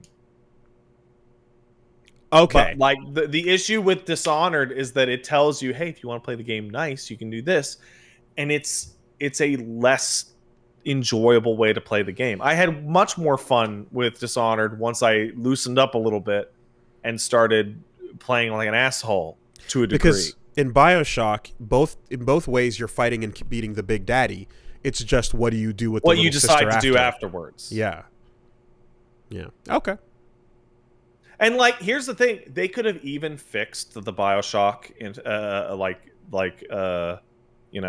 number problem with the atom based on the little sisters in a really simple way. All they had to do was that instead, because it's like, I think you get like 50 if you just harvest the sister, but you get like 120 every 2 or 3 sisters when you don't. Like, the numbers make it so that the good option is more lucrative in the long run, but it's delayed by like 1 or 2 sisters. All they had to do was delay it by like a lot of them. Like, if you went, you know, in the end it pays off, where you meet Tenenbaum and she takes care of you. Yeah, they should have given you all of the accrued bonus atom there. Right. Yeah.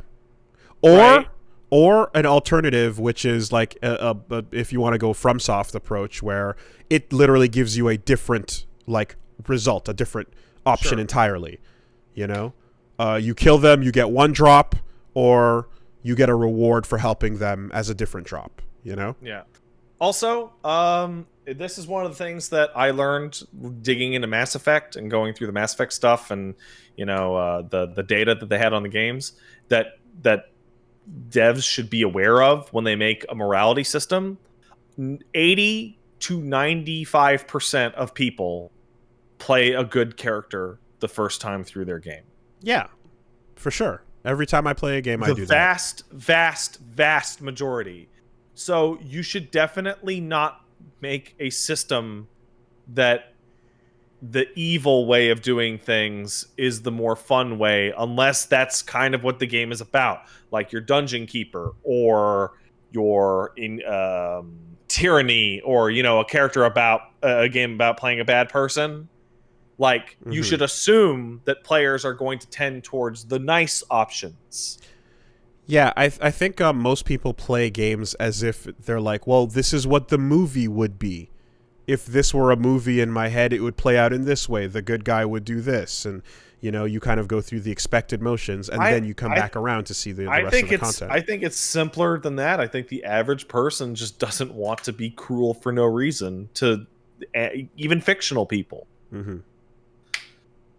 Like the only game I can think of that I ever played the evil character first was KOTOR, because being evil in KOTOR is absurd.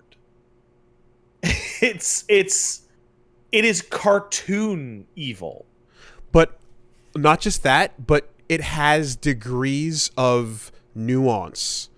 Because you can not in KOTOR 1, it doesn't. Well, no, because I'm talking about the choices where you can be evil as in kill the person as soon as you meet them, or you can be evil as in agree and betray them later and lie and, extend the quest and then fuck them over, get paid more by their rival, etc. Yeah. So, like, there are times when being just evil for the sake of evil in KOTOR kills content and punishes you, and you get less for it. I'm going to say something controversial. I think morality systems in almost every game is terrible. Sorry, I misspoke. I think the morality systems in almost every game ever released is terrible.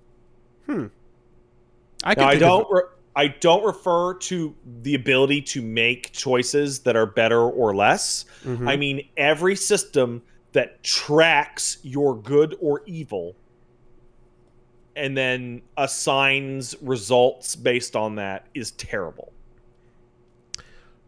I can think of one example that I like that I think is important to the game and is implemented successfully.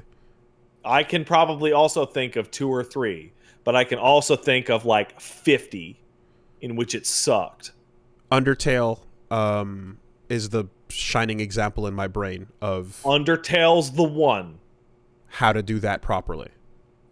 And when you choose not to do it, that is the point. Or when you choose to do it, you can just go through normal, but you have to work to do like to be a pacifist or to be a genocider. Yeah. So probably my favorite example of the total failure of this is New Vegas, because New Vegas has 2 morality systems. One is great. The other is a trash fire. The trash fire is karma, the one that I just talked about a little bit ago, because it's nonsense. It's totally divorced from anything. It doesn't really affect anything, etc. The other system in the game is your reputation, which is based off of what people fucking see in regards to their direct peers. Did you go to the NCR base and shoot a bunch of cops? The NCR is not going to like you very much. Okay, fine. Sure. Right?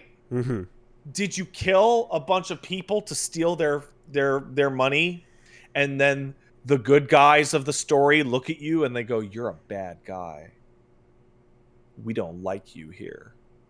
Get out of here and go to the neutral or evil quest givers because you're bad." That's garbage. My thing is, like, whatever choice you kind of end up with, the player shouldn't feel robbed of content. Is unless they're playing The Witcher 2, which is the point of that game. Okay, sure. The middle 50% of that game is dependent on a single choice, and it's a completely different game. So, Punch Wife is enjoying Disco Elysium, but due to you know what? Because there's some, I didn't want to give too much primer going in, but going in, playing it, and just giving her honest replies to things, she made the same mistake I did, which is the same mistake a ton of people make, which is early on day one, when you hit the threshold for a number of thoughts, you opt out of them because they sound like shit you don't want to do, or shit you disagree with, or shit you're like, what the fuck? No. And then you just don't even get the thought cabinet at all. Yeah. And you don't know that what you should be doing is opting into everything and then just not internalizing the ones you don't agree with. Yeah, man. And what I was saying, I was trying to look at that. And so what she got to like day 4 and then restarted from day 1 because the vision quest she wanted was something she accidentally opted out of, you know? And it was like, oh my God, now I was like, can we fix this? And I was like, can we fuck with the save file? And I even tried to do that and it didn't work. Had to go back to day 1. And it's like, this is an excellent game, which does it really well, but that's one thing that fucking sucks about your choices in it, is you don't know when you're starting this game out. The idea of like playing along is not something you fully understand because you don't know what direction it's going to go in, right? And Disco's kind of unique, and it's the one thing that it suffers for its uniqueness because it doesn't really play by a bunch of the same rules that regular ass video games do. Yes, and a lot of the game is amazing because of that, right? So I was like, how can you fix this without telling the player, hey, be kind of crazy, have some fun, it'll be worth it, right? In the end, some of these crazy red checks are going to lead to some shit that you're not out of the woods. Maybe you'll horribly fail the sympathy check and just red pill the shit out of Gart. Maybe you'll hug this lady unprompted and invade her personal space, but she'll kind of just let you have it because she can tell you're suffering, you know? And so I was like, how do you do this in a way that doesn't have a little message saying, hey, don't be too uptight, go nuts, right? Because that would be bad. So then I said, what I thought of is, it's simple. Just make it so that opting into a thought makes you internalize it, but opting out gives you the thought, but you don't start internalizing. Sure. But at least you hit the threshold to earn the idea of communism, and then you can choose to come back to it later or not.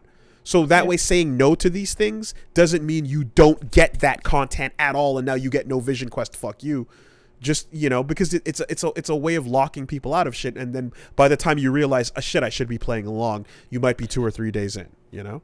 Is Disco going to become our new Platinum games where we're talking about anything to do with story in a game and we just go like, man, they should have done it like Disco Elysium because that's the best one? No, because I'm talking about something that Disco didn't do that well. Yeah, I guess. The one thing it didn't.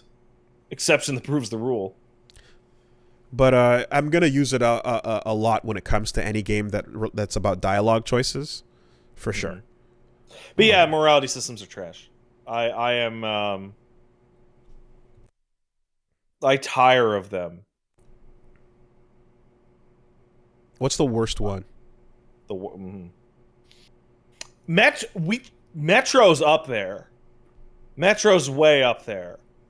What's the actual worst one? I mean, SMT games are like now just it's an expected way to play them. Like it's a part of everything. You're gonna have your 3 runs. Fable. I want to say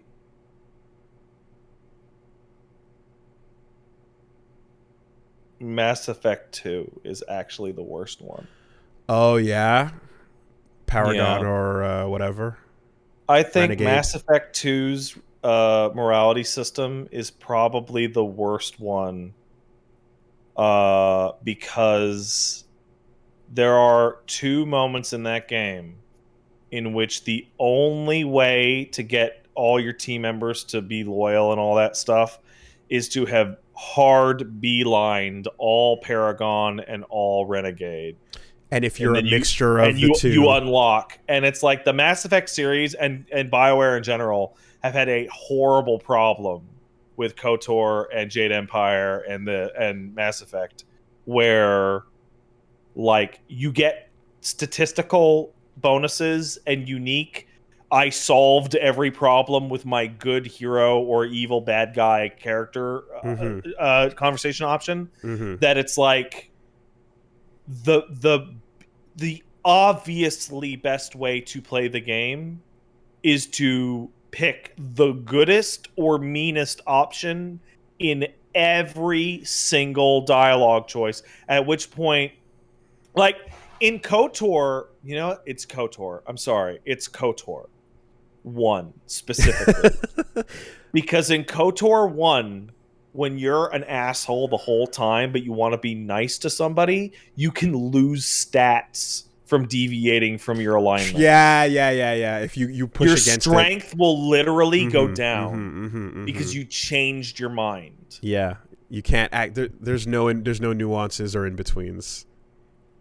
And yes, I know apathy is death, but assigning like power to you always picked the same option sucks shit. Well, it's more like if not a there you can't put a neutral incentive, but if you feel like you're having a like shittier character as a result of not going complete scumbag or complete paragon, then if you just want to play a realistic character that might fall in between and then you're weaker as a result, that sucks. That doesn't feel good. You know what's fascinating? I don't know if did I ever tell you about how Mark Meer and Jen Stop Hale... reading, just click blue. Yeah, no. Paige was playing Mass Effect and she was playing it like a regular video game and she was picking things based on what she felt like at the time. Yeah, and I'm like, oh, sorry, honey. Like, I don't mean to backseat you here, but like you'll actually run into real problems in the game by not blue or redding it. But did I ever talk about Mark Meer and Jen Hale talking about how they played Commander Shepard? No.